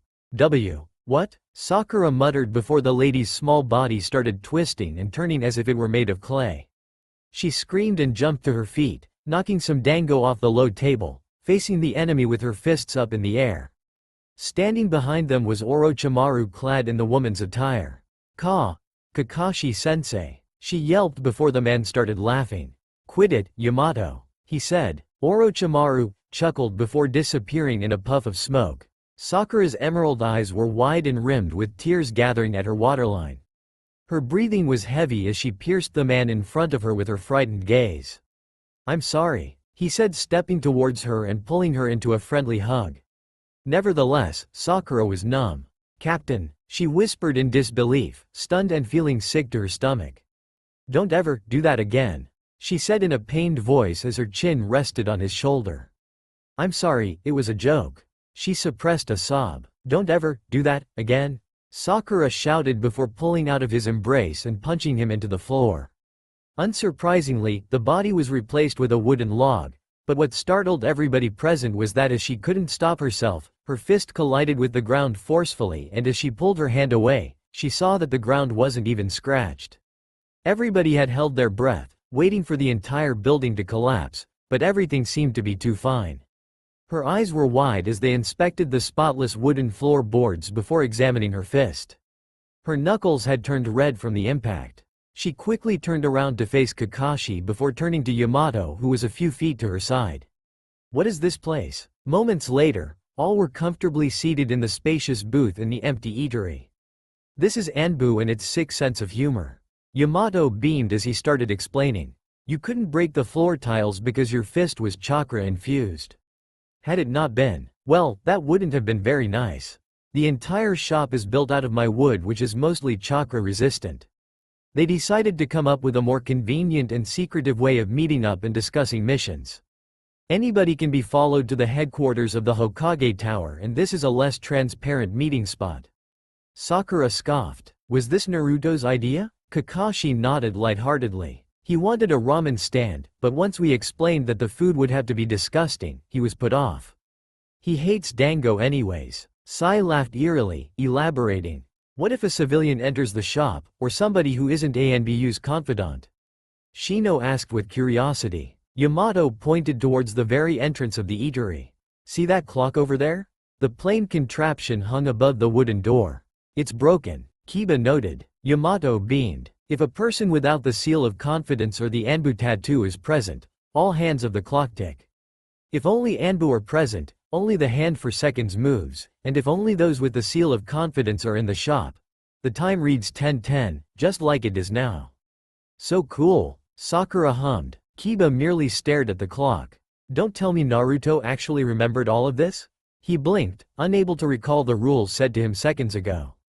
"He keeps a memo." Kakashi nodded in understanding of his questions. Sai continued. "Anyhow, he's not allowed here. He'd attract too much attention." He said, "How come you aren't asking any questions?" Kiba raised an eyebrow at the pale member of Team 7. "Sai has already been alerted of the situation. We ran into each other," Kakashi said in a melodic tone of voice. The ex-rude Anbu at his side bit his lip. His lover had told him lying was necessary at times, so he chose not to correct his senior. Kakashi had come to his place first thing in the morning and talked to him and Ino about Hinata and his upcoming mission. He had mentioned Hinata and Shikamaru's venture and its nature, and the others weren't supposed to know that. "You are all to be in the hidden sand in a week, meaning departure should be in 4 or 5 days, depending on your pace of preference." Sakura frowned at Yamato's explanation. Something still didn't seem to be quite right. Ino could have easily replaced her if the mission required medical attention. Why Haruno Sakura? What are we going for anyways? Kakashi heaved. As expected of her to be picky with information, Noisy as one wise Uchiha had once put it so nicely. The most annoying thing was that her questions usually made sense.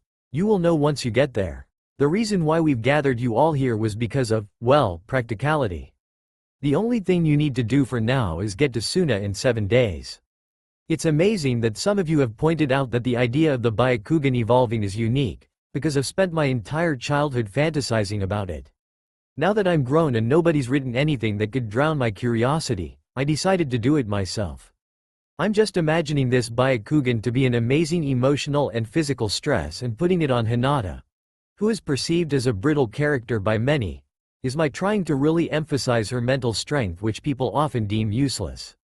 Naruto and Hinata do love each other, but giving up on him is what I imagined she would do if she realized that she was putting him in danger. So far we know that her Byakugan can see to great distances and is capable of meditating. I don't know how clear or unclear this is, but I might just explain it now. The meditation is her hibernating and giving the Byakugan partial control of her conscious mind for the purpose of finding their target's face or chakra signature. Sakura wanted to study it, but Hinata is protective of her eyes. She only lets Kakashi study them, and only lets Ino in on her psychological state and secrets. They deal with two separate situations both related to her eyes, so they are like her confidants. The reason why she collapsed has actually been hinted already. It kind of makes sense, but I wouldn't have noticed it had I been reading it and this were somebody else's story. A guest commented something about the caption, and now that I think about it, it does suck. It doesn't explain the story whatsoever. I had always thought it was cute and funny when authors on this site would write, "suck at descriptions. Story isn't bad," at the end, but I relate to that so much, it's sad. Do you have any suggestions about it? PM me if you do. And also, Temari wasn't smoking in the first chapter. She was just toying with the cigarette in reminiscence of Shikamaru. I wanted it to be a bit of a poetic and symbolic moment, so I'm sorry if I didn't phrase it well. P.S. Feel free to ask questions so that I know which ones you are most eager to have answered. That way, I'll know what aspect of the story to focus on. This chapter was edited 30 December 2017. We ought to head further north. Hinata whispered. She was watching. Shikamaru heard her words through the wind gushing past. He stood towering at dangerous height, on top of one of the tallest trees, carefully observing the girl standing over at the next trunk. Their bodies rose above an infinite sea of greenery. The Nara suppressed his discomfort and masked it with a passive visage. Hinata was turned sideways as she slowly opened her eyes. The blue line subtracted into her lids and waterline, eerily crawling up and down her skin. The flicked frames around her eyes faded before becoming nothingness. After a few seconds, she turned to him. "Okay," he said, avoiding her gaze. He had a feeling that she noticed his unease, but certainly ignored it. Hinata understood. It was the first time Shikamaru had seen her do it. Her normal Byakugan could function perfectly, although for tracking Uchiha Sasuke at such a distance, she used alternate, more powerful methods. That way it took a lot less effort than straining her regular technique would, even though she initially had a ridiculously wide range. Shikamaru licked his lips. "I'll get used to it." Her companion needed to clarify before facing her again. Some things just didn't need to be said to be understood. Hinata was an extremely perceptive person. Her soft expression turned into a bitter-sweet one as it stretched into a faint smile. "I know you will. They always do." She kept those words to herself. Her Anbu mask was pushed to the side of her head. She could have just as easily activated her technique with it on, but Shikamaru would need to adjust if they were to work together. Plus, there were few things she had to hide from the Nara for to Kakashi. He was some sort of a proxy. The pair then turned to observe the stunning landscape. They were edging closer to the northern regions of the Land of Fire and beyond the pale greenery stretching before them. Dark mountains rose from the ground, separating their homeland from the Land of Grass. Hinata sighed, white face reflecting the colors beaming over them.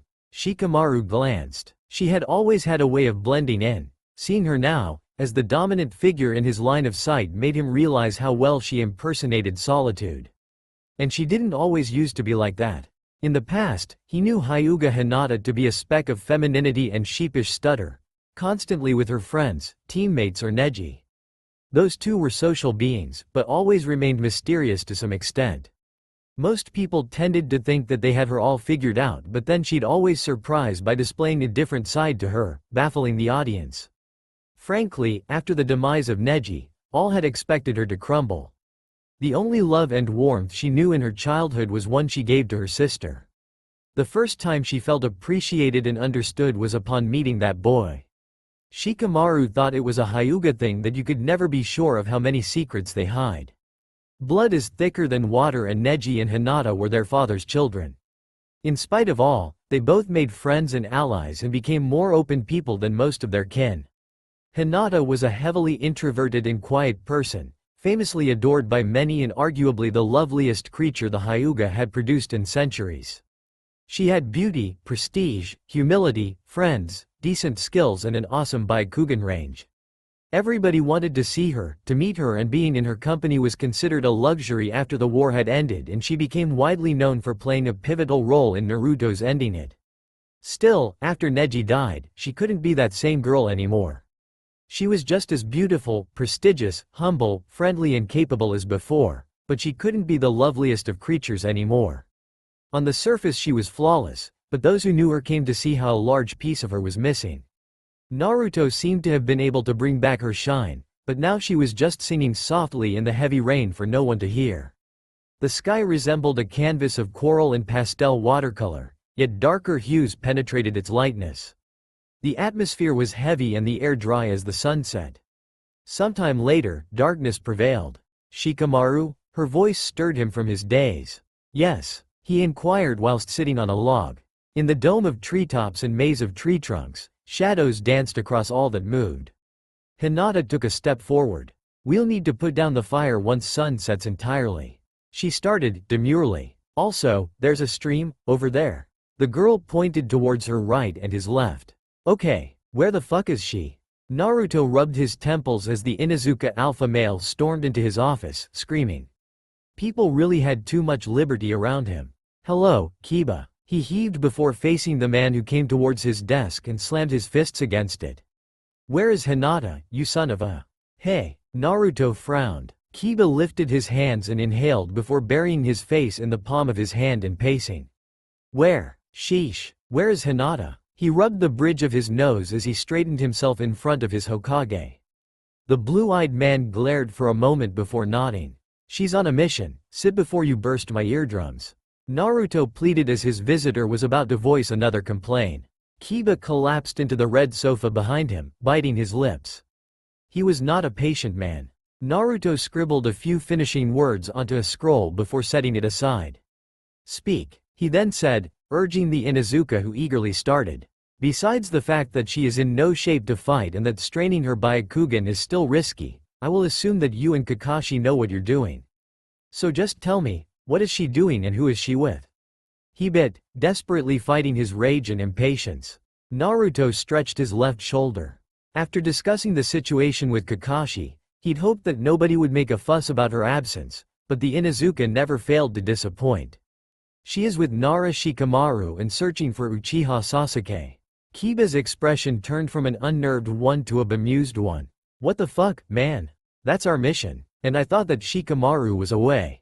"Don't cuss at me, Kiba." Shino received notice that the entirety of Team 8 is off the case this morning and Shikamaru came back last night. "I assume you're back from your visit to ANBU's newest meetup spot and that you know about your mission. That's what you should focus on." The Hokage elaborated before slightly leaning in across his desk. His tone of voice lowered. "And just so you know, I am the last person in the world who would put Hinata in any sort of remotely dangerous situation if she weren't capable of handling it. Kakashi guaranteed her stability. Shikamaru bears the seal just like you, and Sasuke isn't a threat. Don't go insulting me, Inuzuka. Hinata may compromise my judgment, but I'd do anything to protect her."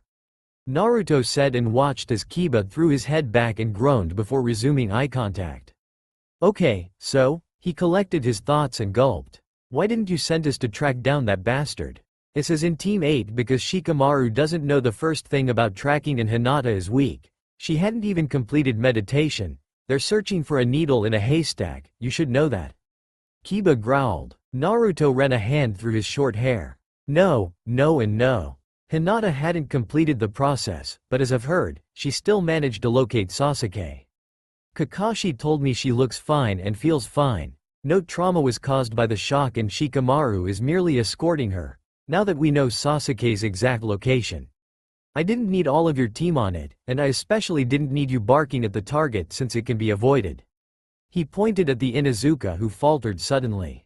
Wait, he started. Kakashi told you that Hinata is fine? Kiba was growing angrier and more confused by the second. I know things aren't that good, but aren't you supposed to be her boyfriend or something? She doesn't need me. Naruto cut him off. He averted his gaze to the paperwork on his desk, but Kiba couldn't make himself attack the Hokage. As his eyes shied away and his lips trembled, those ocean blue orbs were tainted with a misery Kiba couldn't understand to its fullest, but could certainly recognize. What do you mean? Of course she needs you, you idiot. She cares for you. When Kiba's raspy voice delivered those delicate words, Naruto leaned back in his seat and blinked up. I love her, he stated as he had a million times before.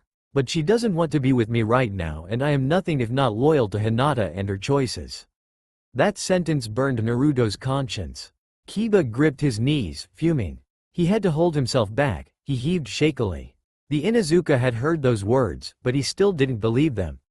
Hinata's decision was one he was sure he'd never stomach. In spite of all dislike he had ever felt for the Uzumaki, Kiba had no idea why and she was doing it. Hinata had always been an open book to him, but ever since the war itself, his perception of her started being a little hazy. She became increasingly difficult to understand and at this point, Kiba could barely say that he knew the girl in question, as much as he loved her and she loved him. You're giving up, just like that? He glared at his best friend's lover who seemed to be revoking himself of the title. No, Naruto quickly denied. He exhaled deeply. No, I'm not. Kiba bit his lip as his eyebrows curled. He was overwhelmed. I bottled up so many frustrations and insecurities, doubts in myself and our friendship just because I believed that, at least Naruto knows what's going on. I told myself that it was pointless to worry because you'd be protecting her. Was I a fool for believing that you would? The Inuzuka paused before continuing. Do you think Shino and I have it easy? I get you tend to overlook us. As a unit we're not nearly as extravagant as Team 7, nor as dramatic as Team Asuma, but we've been together longer than any of you, we still are. I let you take care of the girl I love more than anything in this world. The girl I consider to be my own sister, the girl who's taken care of me so many times before. I'm a fucking mutt, okay. I may not be the brightest bulb in the box, not the hottest eye candy nor the strongest of shinobi, but I loved every single time Hinata had proven herself to be better than I am. There was a look of ferocity in his eyes. Ever since we were kids, to us it was plainly obvious how smart she is, how strong she could be, and with time she came to be debatably the most beautiful woman in the village. I love having been there to see her develop and grow as a person, and the moment the two of you got together, I passed that privilege on to you. You were supposed to watch her become a woman, a mother, grow old together. He shook his head, glaring at Naruto's uneven breathing and pleading eyes. He resumed, I was genuinely happy when you finally came around and took your head out of that Uchiha's ass. I was mad, but I was happy because Hinata deserved all the love that you gave her and even more. But then, she started drifting away and I thought that you'd be devoted and responsible enough to hold the ropes and make sure she didn't go nuts over this. You know that she found herself in a situation that triggered her in ways more than one, but I guess I was wrong to think that you wouldn't stumble. Naruto's heartbeat was spiking as his eyes continued to glister. Kiba, you're talking about things more complicated than you understand. I don't care. All I know is that she's out of your hands and that you broke that promise. You're telling me that now her best friends are Hitaki and Yamanaka, the copycat and the shrink? Stop this nonsense, Naruto, they obviously give her something you couldn't. I'm no better, but we seem to have all been wrong to believe you when you claimed to be all that. Kiba was mad. His hands were up in the air, motions following the dynamic of his driven speech, while Naruto just sat there, wide-eyed. You don't see her after she suffers through that seizure and send her off on a mission without giving her any real time to recover. You're not only damaging her, but you're also being a fucking jerk about this. Am I supposed to question whether you ever really loved her? In lightning speed, a bandaged fist suddenly collided with his jaw and sent him flying through the door of the Hokage's office. Air streamed out of his lungs the second his back hit the wall in the corridor beyond the entrance. A moment too late, Kiba's sharp senses were filled with an overwhelming awareness of the skyrocketing level of Naruto's adrenaline. He slid down the wall, jaw throbbing and body aching. "Oh, man," he groaned, tilting his head down as he rubbed the large bruise forming on the side of his face. His blood went cold, suddenly being jerked into remembering the brute force the most powerful man in the village was capable of. As he blinked through the fog of wood dust, the same hand wrapped around his neck. His eyes widened as Naruto kneeled and brought his face closer. "I'm not giving up." His voice was deep and threatening, gaze-piercing blue. "And you just learned to mind your own business." Naruto's lips trembled for a moment. His eyelids fluttered as he let go of the Inuzuka's neck before trailing up to pat his head. They remained silent for a few moments. "I'm a useless piece of human trash. I'm a pathetic excuse of a Hokage and I'm incapable of justifying anything I did because I'm so fucking dense that I'm oblivious to most things going on around me. That hasn't changed. But I never, ever break my promises, Inuzuka." Naruto stood up. The fog cleared and the Anbu guards were revealed, avoiding looking at the confrontation out of respect and courtesy. Kiba was fuming and in pain. Yet again, his frown dispersed once he heard the preceding words from the man whose back he was seeing as it disappeared inside his open office. "I'm sorry." The Hokage knew that he'd been saying those words too much. Temari was breathing heavily while hunched back over a half-empty suitcase. A random piece of clothing was in her fist. It rested upon her hip as she inhaled and exhaled in an even and loud rhythm. Her eyes were closed. "You," she heaved through her pants, "are so troublesome." She straightened her spine and tilted her head back, resting her palm atop of her aching abdomen. Temari caressed it, pleadingly as she started slowly walking towards the kitchen. With shaky hands, she poured herself a glass of water. As the liquid streamed down her throat, the coolness numbed a little bit of her discomfort. She filled another one, and as the glass cup hit her lips and she started to gulp, a ring came from the door. Shaken by surprise, Temari's hand trembled and water spilled over her mouth, and as she instinctively lowered her head, it also soaked the top of her yukata. As her jaw hung open and she tried to control her raging heartbeat, another ring echoed the traditional Nara household. She took some paper towels and patted them across her face and torso. "I'm coming," she yelled before slowly making her way towards the door and opening it. "Ino?" Temari forced a smile even though she was genuinely happy to see the girl. "Hello, Temari," she beamed. Her host nodded before letting her inside. The two hadn't been necessarily fond of each other during the first few years of Shikamaru's dating the Sand Princess, but after they'd gotten engaged, Ino decided to give her another chance. "How are you doing? I haven't seen you in a while." Ino started once they were sat on the house's back porch.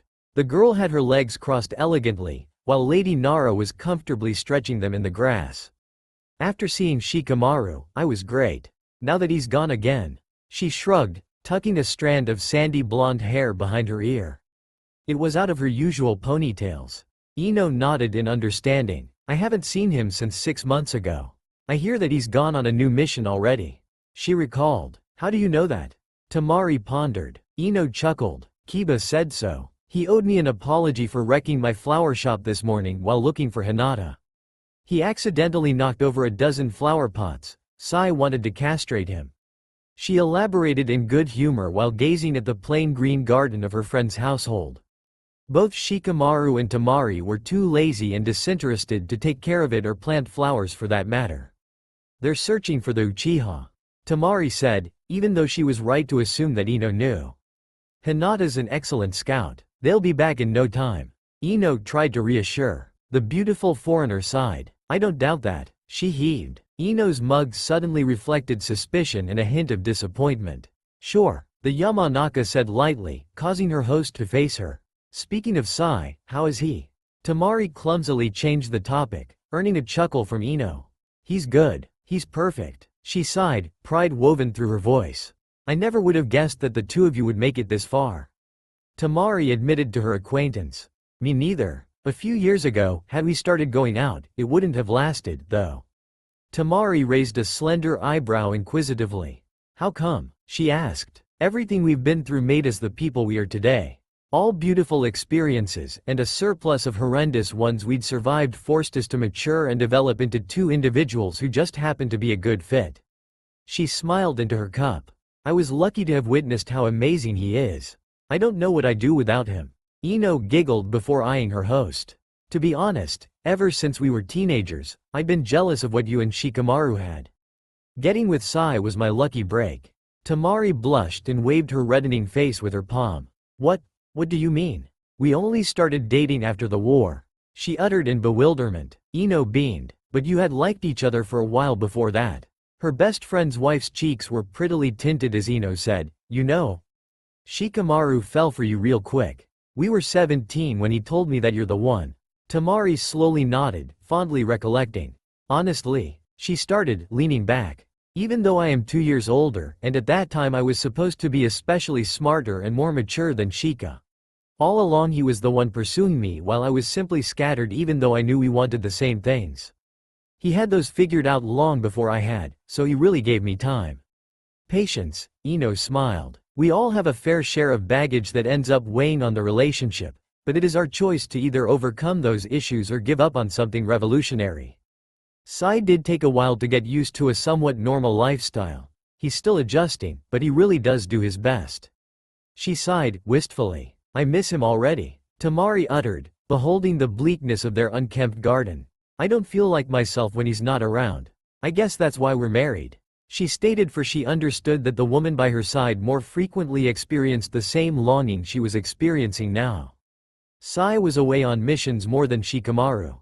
The Nara had been the Hokage's personal assistant and an Anbu only for the sake of being able to anonymously perform tasks for his employer, such as serving as a messenger. He'd never been on ANBU's tracking or assassination missions before. Ino nodded in understanding. His penetrating Maitarumi's ranks and gathering classified information had been the first genuinely dangerous mission Shikamaru had been assigned to for such a long time, and he also hadn't been away from home that much in years. Sai is an active member of the Ops. His missions would normally last weeks if not months if it weren't for Team 8 Hinata, especially. The pale blonde reasoned. I am very grateful to her. Sometimes she meditates in search for Sai's targets just to help with finding the quickest way even though her assistance might not be needed. She does it as a personal favor, usually off the records. It scares me. There are things that I can't tell you, but she puts herself on the line every time she chooses to help.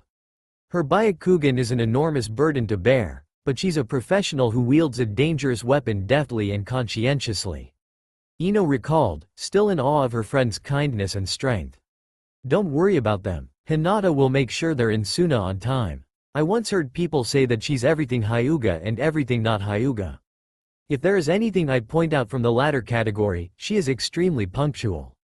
Temari remained silent for a second. I don't know. Frankly, I am biased and paranoid. Gaara has made it clear for me so many times before. I'm not sure when to trust myself and my instincts and distinguish between rationality and stupidity. That's what Shikamaru does for me. I hate being apart. She gripped onto her belly subconsciously. This time around, I trust him, but that's not the problem. Ino started, a small furrow twisting her brow.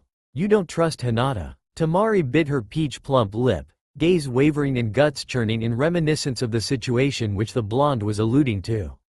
I'm not about that anymore. I really know that I was wrong, she said. Ino heaved. You need to try harder, Temari. You're only hurting yourself if you let these fears consume you. The Yamanaka knew that it was only a matter of time before her best friend's spouse would try to end the conversation. She knew her well enough. I can't help it. Yes, that was still a touchy topic. As an important political figure who also bared the seal of confidence, Temari was one of the few people in Suna who were in the know about the little Hyuga's eye condition. She was also one of the few people who had been against the idea of nurturing her newfound ability. She'd seen enough in her life to believe that mysterious abnormalities and unnatural strengths such as that one only ever result in misery. I don't dislike Hinata, in fact, I barely even know her. Temari defended. I understand that she is an exceptional shinobi, an important citizen of the Leaf and a worthy heir to the Hyuga clan. These are the things I know, and I try not to embark on any other wild journey of what-ifs. Ino chuckled. You won't feel any better about what you did or what you perceive her to be before meeting her for real. She was persistent. "I'd rather not talk about this." Temari's green eyes bore into her company's blue ones, as the Yamanaka spoke. "She is so much like Gaara, isn't she?" Hinata's bare feet stirred the cool water absent-mindedly. It reached up to her mid-calf and sent goosebumps up her spine. She was seated atop a plain rock, hair wet and left to dry. Her uniform was still intact, yet her guard was slightly down. She had checked. A wide radius surrounding the two Konohinin was free of any sign of human life. She had checked every nook and corner of the land within a few seconds, and a few drops of blue upon her visage. A whisper of pride echoed in her conscience as she realized how much more deft she'd become at controlling her eyes. There was no need to worry. Even Shikamaru could feel her relative calm. He glanced at her back as he mounted the rock she was sitting on before rolling up the bottom of his joggers and kneeling down next to her. "It's warmer than I had expected," he murmured as he dipped his larger feet in. Hinata ignored the transparently suppressed sigh of relief as Shikamaru rolled his shoulders. He was excruciated by his previous mission, and having not physically strained himself during those 6 months, he had gotten considerably weaker in stamina. The girl noted to run at a slower pace the next time they moved. Uchiha Sasuke's presence was on her radar. His life force was stealthy and undisturbed, yet conveniently unmoving. Through the treetops that surrounded them, the stream mirrored and reflected the moon, stars and color of the dark sky beautifully. "It's wonderful," Hinata sighed. Her companion blinked a few times, watching his blurred reflection in the water. "It's nice," he started. "Not necessarily wonderful." Shikamaru paused, deciding to break the ice. "I prefer watching the clouds, but..." There he went with the personal information. He leaned back, head tilting upwards as he supported himself on his palms. "This can do too." Hinata listened intently. The forest was silent with the exception of their quiet exchange. "I love stargazing," Hinata said before smiling lightly. "How odd," Shikamaru thought. "I see why you may enjoy them." The Nara acknowledged. The stars wove themselves into the celestial canvas beautifully, yet their petite beams were hiding the bigger picture. Massive bodies of burning gas, they were, hiding in plain sight. On many levels, they were beyond fascinating, captivating even. He glanced at her as she put down a pale white piece of cloth she had dried her hair with, unsuccessfully. Shikamaru briefly related to the struggle. Temari had thick hair as well, although more unruly and shorter than Hinata's. He watched her tie the damp strands back wistfully. "They're pretty," she murmured, as if it were a secret Shikamaru ought not to hear. "But they are misbalanced and misunderstood. They struggle for a long while until they eventually collapse upon themselves. They explode and wither into nothingness." Hinata wasn't looking at him, and Shikamaru's eyes were glued to the stream whilst hers were to the moon itself. The Nara gulped. He knew the end of that story. "They become black holes." He finished her train of thoughts. "Yes, they do," Hinata acknowledged. The same smile was lingering on her pale features eerily. "I didn't know you studied astronomy," he said, glancing at the girl whose pale skin, damp from her drying locks and eyes, glistered in the moonlight. "I've been reading extensively these past few years," she sheepishly explained. "I've gained a vast and general comprehension of the way life and universe function, although my knowledge fades in comparison to that of people who've dedicated their lives to studying. I feel like being in this field of work, one may lose touch with reality and neglect a possibility of broadening horizons." Hinata recalled. "There is more to the world than blood, sweat and tears." "What's reality with all these questions?" Shikamaru pondered. "I used to read, but I figured that learning for the sake of having them answered only leaves one with a load of new ones. Theory is inferior to raw logic." "Yes, but you were born with an exceptional cleverness, weren't you, Shikamaru?" "I wasn't made to be curious. I was forced to abandon my comfort zone and accept that something neither I nor anybody else could understand was inside of me. So, I started exploring the world and, at least through pages of books, I began to understand things greater than me and my issues." A pause. "Are you scared?" Shikamaru then asked. "Stars can live millions of years," Hinata stated. The cool air streamed through their lungs as they breathed quietly. Their eyes met. "Do those years even matter?" he questioned, patiently searching her face for a response. She sighed. "If they don't, what does?" Hinata started and Shikamaru listened. "I know how much you know. It's more, so much more than I allow the others to." Kakashi trusts you and so do I. It's tiring, living a life surrounded by whispers and secrets. After we had realized what happened to my eyes, I had two choices.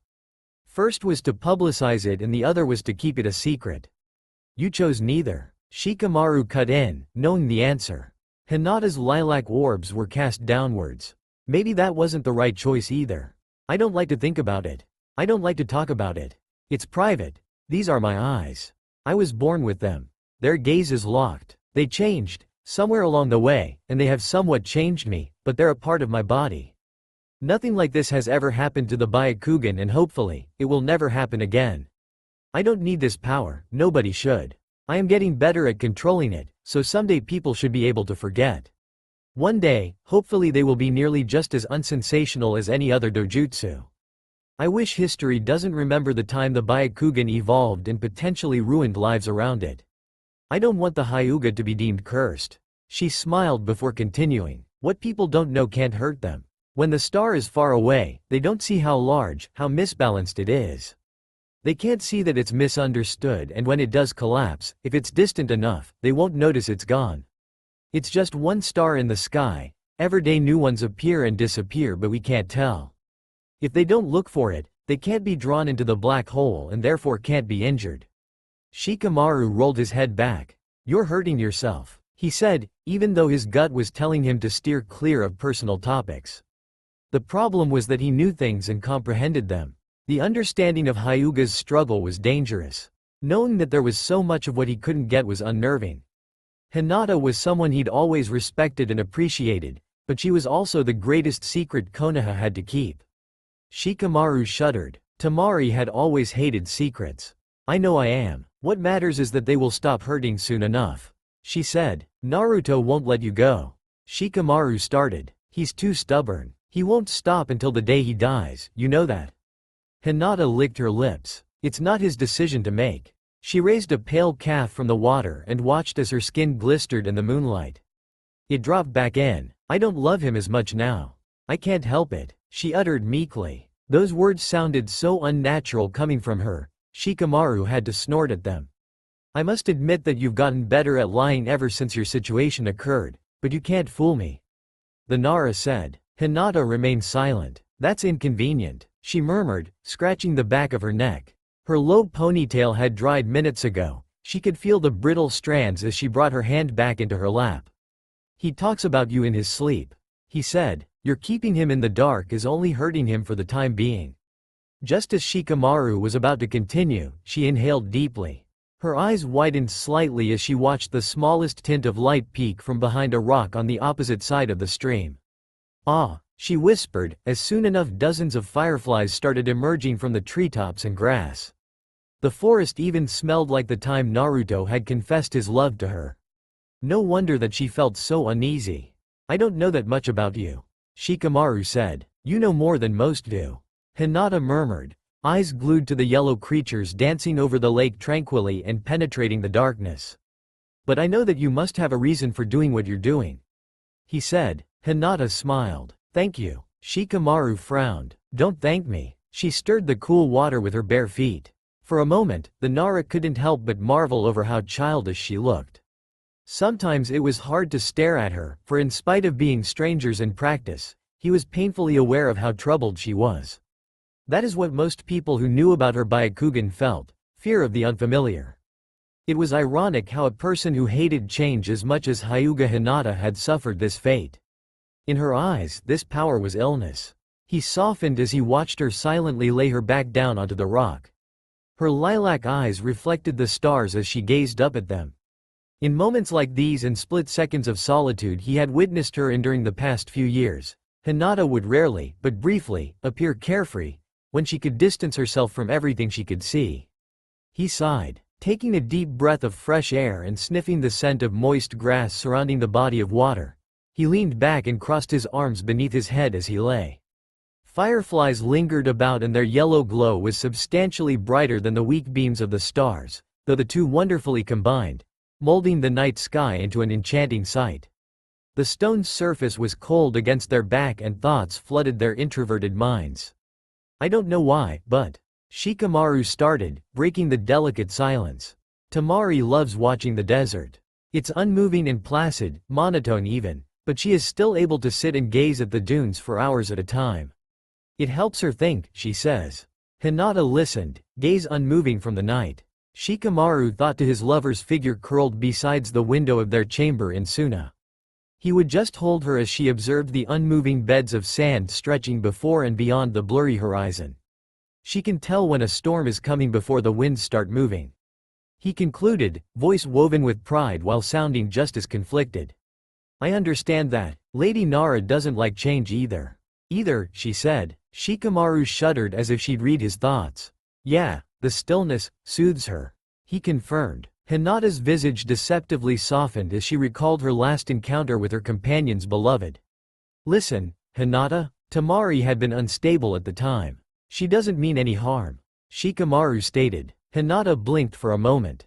I know she doesn't. I, Maid Terumi, swear to secrecy and cast my vote to protect this Byakugan by all cost, in the name of the Land of Waves.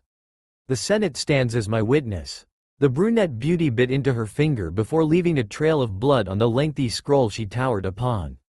There was no hesitation in her voice as she then licked the small wound on the tip of her slender digit before sitting back down onto her cushioned seat at the sleek, horseshoe-shaped table.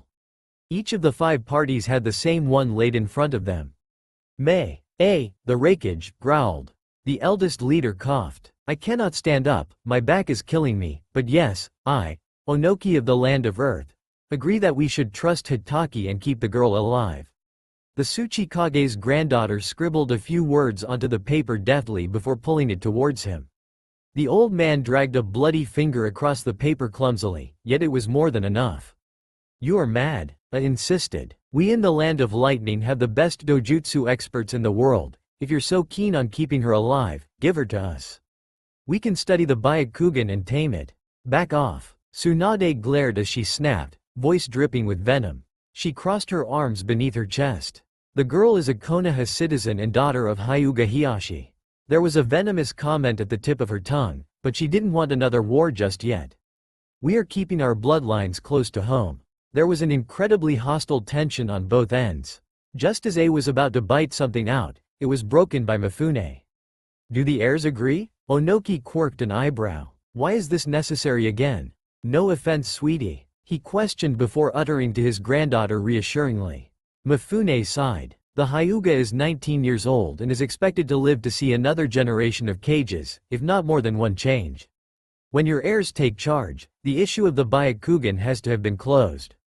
Normally, this would be Konoha's decision to make alone, but because they haven't proven themselves the best at controlling their awesome eyes, the treaty stated that they ought to report anomalies to the council. Although, this law was tailored to fit the Mangekyo into the picture. The situation in hand, as you can see, slightly different. Mei looked over her shoulder and exchanged glances with Chojiro, who was standing barely 2 feet diagonally from her. He nodded before addressing the samurai. I agree with Lady Terumi. The Mist will continue to have no objections to the Leafs keeping Hyuga Hinata alive for as long as they make sure no damage is done. The swordsman declared. I, too, support my grandfather's vote. Kuritsuchi said. Mifune looked around. So far, Konoha, Iwa and Kiri have sworn to protection of the Byakugan. Tsunade turned towards Gaara, who had been silent from the beginning, and stared at him in utter bemusement. Suna was their greatest ally, why hadn't they spoken yet? The slender, red-headed man demurely picked up a wooden brush from the metal inkstand. The cage casts his vote in favor of Hyuga Hinata. As he opened his mouth to cut his finger, a hand reached and gripped his wrist. A dash of cold wind then followed after, and whilst seeing the feminine digits firmly laced around his hand, he looked to the side where he saw his sister's mug, depicting sheer panic. She was breathing slowly as her hair straightened, recovering from the sudden motion. Gaara's eyes were wide for a moment before becoming empty of all confusion. Temari, he started curtly, unnerved by her prolonged of holding his hand. A few more seconds and it was going to bruise. No, she muttered. Temari, Gaara repeated, voice raspy and airy. Her lips were trembling. It's dangerous. Upon her words, the redhead shrugged her hand off forcefully before straightening his coat. He cleared his throat as Temari brought her fingers to her lips. They were lightly throbbing, but her brother's rejection of her request hurt the most. You really don't care about what I think, do you? She uttered, as if there weren't a roomful of cages listening. Gaara was placid. This isn't an opinion, it's your fear, he said. As he reached to bite his finger again, Temari slapped his hand away. His breathing was heavy and he was counting seconds in his head. She's an abomination. It's not even like the Mangekyo as you claim it is. This has never happened in the history of the Hyuga clan before, yet you choose to ignore it. Think about those dead men, Gaara. She yelled, teary eyes staring into Gaara's aquamarine orbs. She's dangerous. So was I. Gaara then howled back, desperate for her to understand, but when upset, Temari could hardly pick up subtle hints. She grew silent. So am I, he repeated. You're not stopping me from signing this, Temari. You're biased and scared. He paused before frowning. I was afraid that you would react this way. Because of that, I had taken Konkuro as my heir before our departure. The ceremony was held in front of the old council last week. Murmur erupted from about the room unevenly, as Temari's eyes widened. What? The man in question appeared from the shadows and placed his hand on his sister's shoulder. I'm sorry, sis, he said. I, heir to the throne of the Land of Wind, second my leader's vote. Konkuro stated evenly, as Gaara bit and signed his scroll. So, Mei leaned back in her seat. How's it gonna be? Fuck it, he said before filling out the scroll. Temari stumbled back, collapsing against a familiar chest. I'm sorry, her lover's voice whispered as he pulled her towards the exit. Temari said nothing for she knew that he, too, disagreed with her view. Maybe Gaara was right. She searched for his tender gaze, but they were hidden by an elaborate Anbu mask. What am I doing? She whispered as he pushed the door of the meeting room soundlessly. As they slipped into the hallway, her sight was blocked by the height of his frame and wide shoulders. Suddenly, he moved to the side and she was faced with a baffled and flushed Hyuga Hinata. At that moment, Temari realized that she had heard it all, and Shikamaru pulled his fiancé out of the Hyuga's way before the blonde would drown in guilt reflected in those iridescent orbs of hers. Okay, the pink-haired woman murmured into the phone. Alright, she paused, taking a sharp breath. Alert the family first. Let them decide when we take him off the bypass. There is no way he is waking up either way. Sakura licked her lips as a high-pitched voice uttered words of compliance into her ear. Page me if anything comes up, she said patiently before the nurse's panic was replaced with a flat beeping sound. She rubbed her throbbing temples before catching sight of herself in a mirror peeking from inside the small bathroom attached to her personal office. Oh, it was all so customized to fit her needs. Sakura bit her lip as she straightened her back. No, it didn't make a difference. She ran a hand down her flat abdomen, stiff as her fingers felt the awkward empty space between her skin and lab coat. She only ever wore a tank top underneath for she almost exclusively took it off while napping on the cold couch in the corner of her office. The Haruno took small steps towards the mirror in the bathroom. Her reflection was staring back at her. The woman on the other side was scrawny and pale, lifeless, looking past the constant adrenaline pumping through her veins as she juggled surgeries, administrative work, meetings etc. She barely looked any older than her teenage self, yet she felt worn and tired. Sakura gulped. Just as she was going to shut the bathroom door behind her, Sakura felt a familiar rhythm of footsteps vibrating through the ground before she actually overheard them near her door. She quickly straightened herself and skipped over to her desk. A second after she was clumsily seated, a knock came. She cleared her throat. See, come on in. She stuttered, accidentally. After tucking a strand of pink hair behind her ear, she quickly grabbed a pen in order to enhance the illusion of an occupied individual. At the moment, she really wasn't. Her visitor pushed the door open and smiled at her meekly. Hey, Sakura looked up at him. Naruto was out of his cage robes and carrying a heavy load. The moment she saw that conflicted look in his eyes, she felt like sighing and rolling her eyes at how pathetic he seemed to be, but she had her reservations. Of course she wasn't over his rage from the other day. What do you want, Naruto? She asked, casually flipping over some papers. Can't you see I'm busy? Sakura then questioned, staring at him.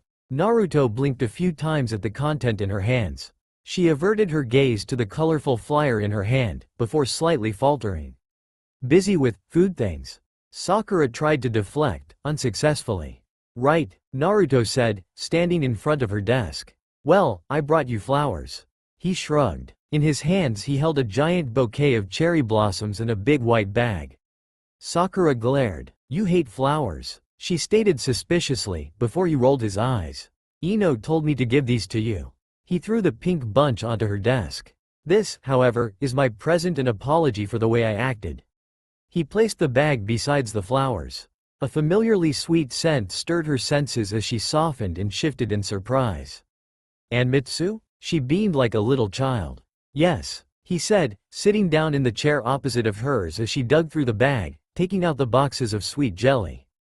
"I stood up the old council for this, but they can suck it for all I care, the only thing they do is make complaints."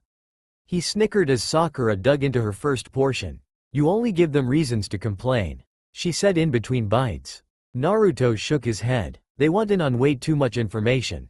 Sakura chuckled. "Don't we all?" Naruto sighed, glancing at the old picture of Team 7 on her desk, peeking from in between piles of paperwork.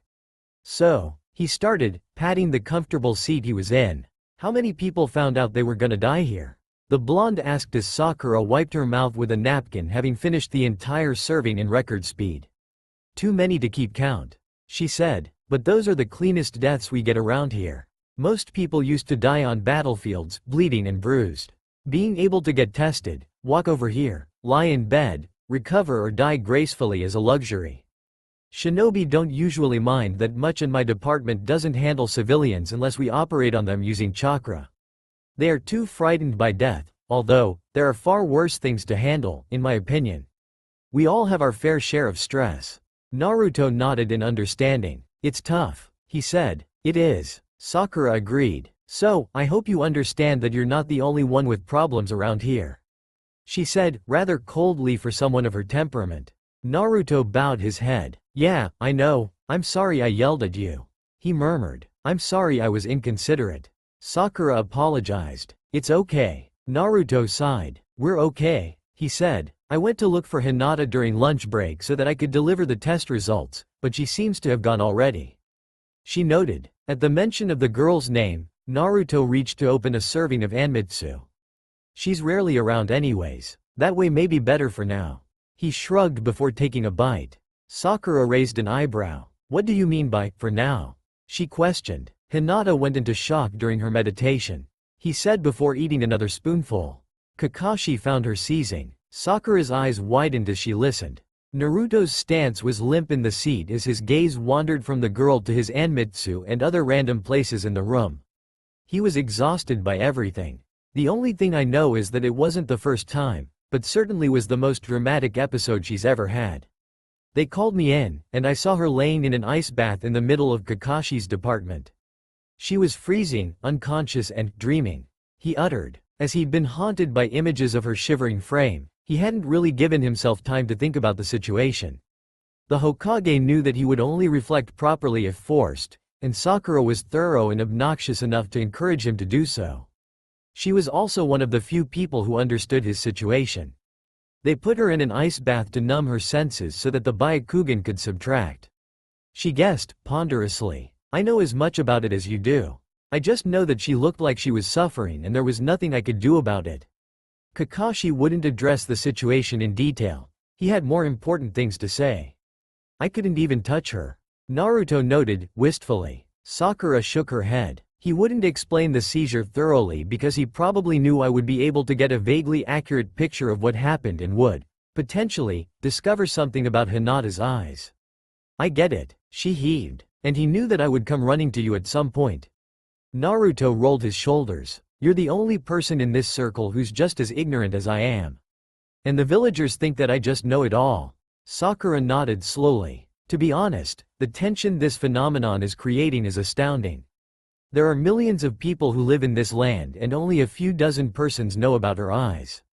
Then, there are those who actually have a vague idea of what they do, and that falls back to a dozen in the Land of Fire. The cages know, and some of their most trusted personnel, agents of their separate black ops, get the notion only when necessary if they ought to collaborate with her on the mission. A relatively small number of friends and colleagues, all carrying your seal of confidence, are involved with her directly, yet everybody's getting tangled in this web and struggling to move around in it. It's suffocating, it's becoming hard to breathe because everything seems to be a domino effect. I don't know what the two of you plan on doing, but as I've said before, it's not heading anywhere good. Hyuga Hinata really is bad news at this point. Her personality may not have changed that much. She's still calm and collected, an easy blusher but a sturdy character nevertheless. It's her perspective that's changed. She's become a public secret, Naruto. Sort of like Sasuke had been, huh? He murmured. Sakura faltered as her gaze fell, filling with beds of tears that waited on her waterline. Now that you put it that way. The Hokage leaned back. That's not how we were supposed to be. During those times when we weren't apart, we would be physically closer than ever. I would hold her for hours on end and kiss her eyelids before she went. Naruto's ocean blue orbs were reflecting deep turmoil and Sakura waded through his paws. He put the empty box of Anmitsu on the desk. Then, when I saw her in that tub, I thought. I am her lover, so why is another person holding her through this? I am her best friend, so why does somebody else understand her better than I do? I used to be her confidant, so why does she trust others more than she trusts me? Suddenly all these people are part of her life that doesn't seem to have a place for me anymore. He bit his lip and Sakura's eyes burned. Her lover, I don't have to be. But I still want to be the one holding her when times are hard and remain her best friend and confidant. I need to keep myself occupied for a while, now that I understand how selfish I've been. He scratched the bridge of his nose. Either way, I need her in my life. Then she started crying. You're an idiot, Sakura yelled. You're a moron for letting people walk all over. What kind of Hokage are you? Yes, I am an idiot and a fool and I don't know how I'm supposed to protect an entire nation if I can't control what happens to the one person I love the most in this world. He shouted with a pained look in his eyes. Sakura was stunned, as her jaw shook. How am I supposed to be the leader of this village and still have so many visible secrets hidden from me? What am I worth, at the end of the day, if I couldn't keep Hinata? I lost her love, but I also seem to have lost her trust, and I don't know what I'm supposed to do. Sakura fell silent as she wrapped her mind around his words. It all made sense, but there was too much they didn't know to be able to judge. I don't know, Naruto, we stress now, but... She blinked. Will it all be worth it, at the end of the day?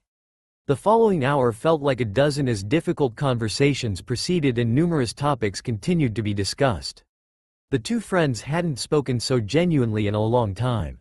Naruto had drowned his third bottle of sake which he found in Sakura's conveniently hidden mini-fridge. He chuckled as the last of the liquid trailed down his throat.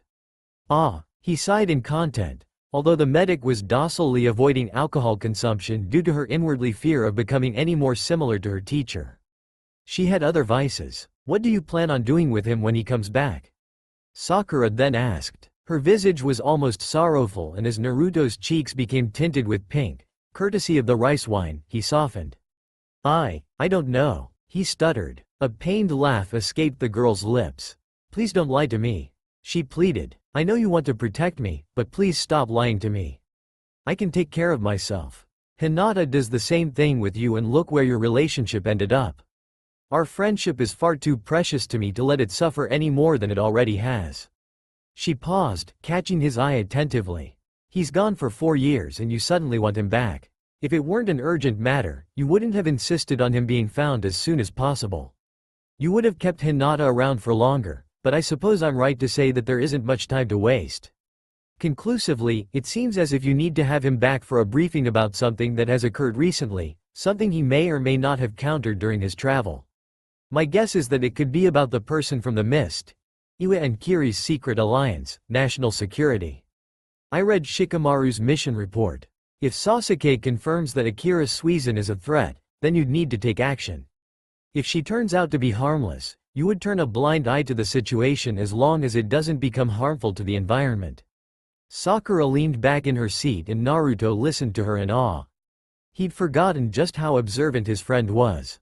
Oftentimes, he shrugged her advice and warnings off because he always seemed to neglect the fact that she was highly intelligent and cared for everything that was going on.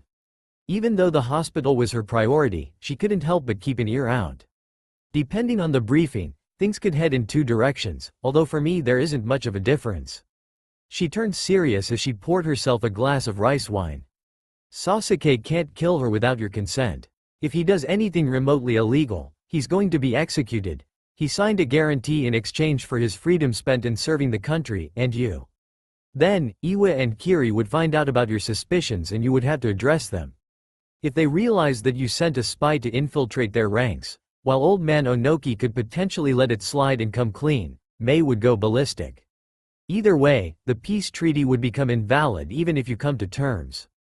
It is difficult to renew a contract like that one, especially if some parties are already regretting conditions they agreed to only a few years after signing. Naruto rubbed his eyes. I had though being Hokage was an honest business. He murmured. I had thought that with this title I could protect the nation and its people, but by the looks of it, I am just the tip of the needle. There are dozens of people telling me what to do and thousands of things I still don't know. The Anbu is supposed to be a selection of the Hokage's most loyal warriors, but then even their affiliations became compromised. So shortly after I became coroneted, we came up with this idea of placing seals of confidence on people who have their nation's leaders' absolute trust without having to be in the Anbu. All adorned with it could also have access to unlimited knowledge. He stood up, started pacing around the room as he spoke in recollection. Sai designed them and we had a summit during which all cages agreed to the suggestion of adopting the same concept. I came back to Konoha and was so excited about reforming the system, emphasizing and rewarding the best of our ninja, until I actually sat down and didn't make it past half the page. I realized how in midst of thousands of citizens, I could only trust a number of my closest friends and allies. Later, it occurred to me that if a shinobi has the Raikage's seal, they must share the same ideologies. The person who shares the same ideologies as the Raikage must wish to have the Byakugan, and even though I might, I can't trust a person who wishes to hurt Hinata. Our interests may have been the same in the past, but now, we don't have a mutual enemy as a distraction. Sakura nodded, letting the words sink in. Naruto felt powerless. She knew it from the moment he came to her and told her about his, allegedly, former lover's optical mutation. She started drifting away and the position of being the Hokage was shockingly not what he had expected. Konoha was in a difficult political situation. Naruto wanted in on it for the recognition, but he was useless. He wasn't as good of a diplomat as Gaara, he wasn't as experienced as Onoki, and he wasn't as revolutionary as Mei. Come to think of it, Naruto started. Iwa and Kiri hated each other the most throughout history. Maybe an alliance was exactly what they needed. Who are we to judge? He sighed. Sakura pulled up the sleeves of her white coat before pouring herself another cup and drinking it. She exhaled as the bitterness struck her senses, and she was well reminded that Naruto had drowned 3 or 4 bottles and was still quite sober. She ran a hand through her hair, coming up with a response to his elaboration. The peace has been wavering.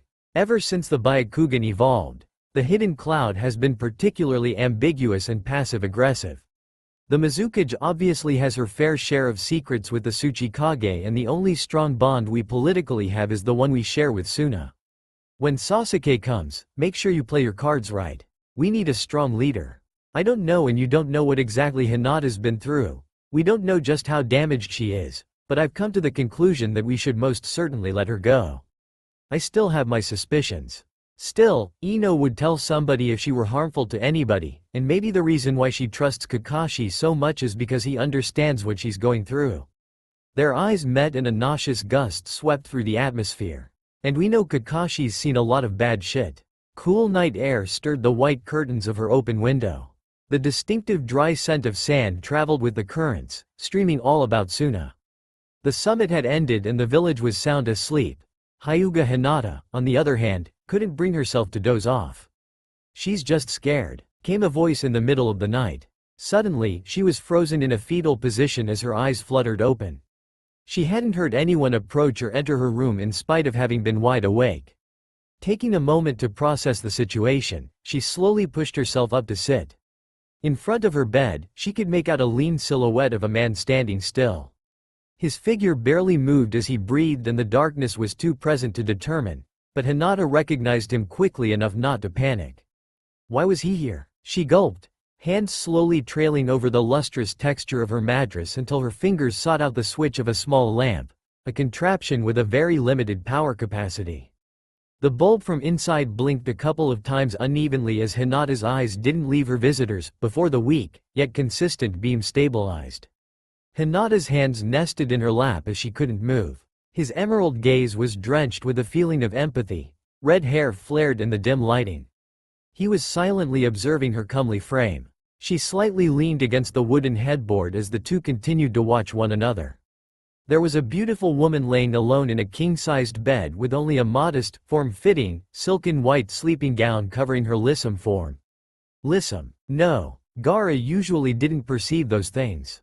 Why he felt obliged to come was beyond all reason, but made all the sense in the world for one who, instead of slender arms, a gorgeous sight, a spotless neck, red cheeks and long lashes, could see cracked porcelain. He sighed. Her visage was a question in itself. Why was he here? It would have been even more disrespectful had he kept the reason from her. She's just scared, Gaara repeated. Hinata blinked. The cage was not a particularly tall or rugged man, yet she still felt immensely intimidated. Temari, he said, she's just afraid. The statement did take a second to make Hinata's confusion wither. Taking a shaky breath, she gradually propped herself up on her knees. The white sheets protecting her from sight shifted and compressed, revealing the edge of her dress which hovered over her knees. Without further hesitation, the Hyuga elegantly bowed. "Good evening, my lord," she greeted in a small voice. Gaara's arms were folded behind his back. "You may rise your head," he said. "I should apologize for coming in this late instead, although I was right to assume that I wouldn't be disturbing your slumber." Hinata obliged as she faced him again, hair cascading down her shoulders as she tilted her head up. Her cheeks were flushed and stained with dry tears. She hid her dismay well during the day, really. Even now, at this hour, her appearance was as divine as ever, but Gaara could recognize a troubled person when he saw one. She became an open book the moment he had laid his eyes on Hyuga Hinata the previous day, when all cages, ambassadors, heir and proxies, bodyguards, Anbu and servants had arrived to Suna in order to attend the latest summit. She was absent during the meeting, but he spent a good portion of it studying her meek presence as she had been seated in the hall on the other side of the door, with no doubt, able to hear everything. "It is all right," she uttered. "I ought to apologize for your modesty?" Gaara finished her question demurely. "Don't burden yourself with such worries, Lady Hyuga. The reason why I've come tonight does not have an obligatory dress code." He smiled weakly and Hinata couldn't help but realize how unassuming the cage appeared to be. His demeanor was the same, collected, polite yet oddly becoming one he normally had whilst talking to people on the streets. Now, she simply didn't feel like there was an uninvited, strange and potentially dangerous man she barely knew in her private chambers.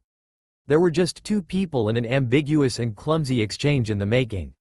Would you like to sit down?" she questioned instinctively, becoming aware of the fact that she had no chairs to offer. Gaara noticed the moment the message was conveyed and there was a pleasant tug at his lip. "No, thank you." He politely declined and the girl failed to suppress the relief which reflected on her mug. "I'm surprised that Naruto isn't with you." Gaara then made his observation aloud as his black-rimmed eyes continued to peer at the girl as if he were talking to a child, even though the messages he would be trying to convey were so complex that most people, thankfully, never had to deal with them. Hinata laced her fingers together. "He was busy. Did you not want him to come?" he asked, immediately, raspy voice eerily echoing the room. Hinata's breathing was heavy as she stared at her companion. "No," she confessed in a quiet voice, utterly bewildered by Gaara's knowing of her situation. Kakashi was the only one whom she had told this request of hers. She knew that Naruto never spoke of their issues to his closest friends. Nevertheless, Gaara, the conservative politician whom her boyfriend met up with every few weeks at best. "I came here to tell you one thing." He started, again. "I said that, she's just scared. Temari is just scared, and today. Well, since it's past midnight, it should be. Yesterday, when she opposed your freedom and rights irrationally, she wasn't fighting you or your Byakugan. She was fighting her trauma, the me in my past." Gaara then put his knees to the edge of the king-sized bed and mimicked Hinata's position on it, while resting his palms over his thighs. Hinata was slightly taken aback by the sudden movement, but the grace with which the cage managed to kneel on a soft mattress as if it were a tatami mat, truly made her nostalgic for a moment. He had a nearly Hyuga-like elegance about his stance, although less rigid and cold and more delightfully clumsy. Then she stopped to wonder when the last time she'd spoken to her father was. "I gave you time, Kakashi." Naruto's voice echoed the dimly lit interrogation room in the ANBU's private headquarters. The figure of one Yamanaka Ino was draped in the darkness of one of the dome's corners as she witnessed the interaction, being almost entirely forgotten. Kakashi could detect her lover's chakra signature on the other side of the bulky door. The silver-haired man's eyes never left his student's obsidian blue orbs, which were filled with a seriousness of intensity he had rarely displayed before. In the shadows, his white cloak appeared to be gray and the strands of fire at its edges, more furious than ever. It was still dark outside, although in the sealed interior, nobody could really tell. The interrogation had to happen at a small hour when the HQ was the least crowded. It ought to be secretive. Naruto had just come back from his visit to Sakura, after which he'd felt surprisingly enlightened. Still, in this giant hall, illuminated only by candlelight and struggling to create an illusion of power in between himself and his master, fresh anxiety bottled in the back of his mind. Kakashi was seated on a cold, solid body of stone with massive armrests. Being the predecessor of the blonde and a worshipped member of the Anbu, Naruto had taken the privilege of being the one to interrogate him in a more humane environment. "I gave you a lot of time, and now you have to talk to me," he said. Hinata woke up, healed, went away. "You personally got to inform Unit B about their mission to Suna, and in a few days, they'll be gone too. Sasuke should arrive in a week or so, and I need to have my facts straight before he briefs me. I've respected your every decision to keep me out of the know on many things, but this is my business and you won't withhold any information from me. Are we clear?" Naruto asked, voice firm but lacking a genuine determination. To an outsider, this minor detail might have gone unnoticed, but Kakashi could see how obliged yet uncomfortable the Uzumaki felt ordering him around. He merely nodded, painfully aware of the fact that he couldn't lie to Naruto, not with Yamanaka Ino, the student of Ibiki and daughter of Inoichi, watching his every move. She would even notice his hesitance and know when he chose not to share something. How did she do it? He'd seen her work dozens of times, merely observing and trying to figure out her methods. Ino had dismissed Naruto's order to have his mask removed. It wouldn't make a difference, she had said with a nonchalant wave of the hand before melting away in her corner. "I swear to speak the truth and nothing but the truth, in the name of the hidden leaf," Kakashi said, coolly, trying to relax in the stone seat before finally asking. "Where do we begin?" Naruto's eyes gleamed. "What is Akira Suizan?" It was 4 in the morning. Darkness lingered outside of her window and Sakura breathed quietly with her eyes closed as she followed the distant vibration of Naruto's footsteps as he left the hospital premises. He had freed her desk of leftover bottles and empty boxes of anmitsu, still containing droplets of the sweet sauce. Everything smelled like food and drinks. Sakura knew that the scent would cease in a few hours when her Shizune came to check up on her in the morning. The woman would most definitely alert the hospital cleaning staff to adjust the office while the head of medical ninjutsu was out on a routine briefing with representatives of the other departments. She only took high-profile clients and the utmost difficult cases. Otherwise, she occasionally prepared lectures for the staff and people still learning medicine. She had no actual pupil and had no time to afford one. Tsunade's training was too great to be lost with her. Sakura knew that at some point she'd have to choose, but she simply felt unready.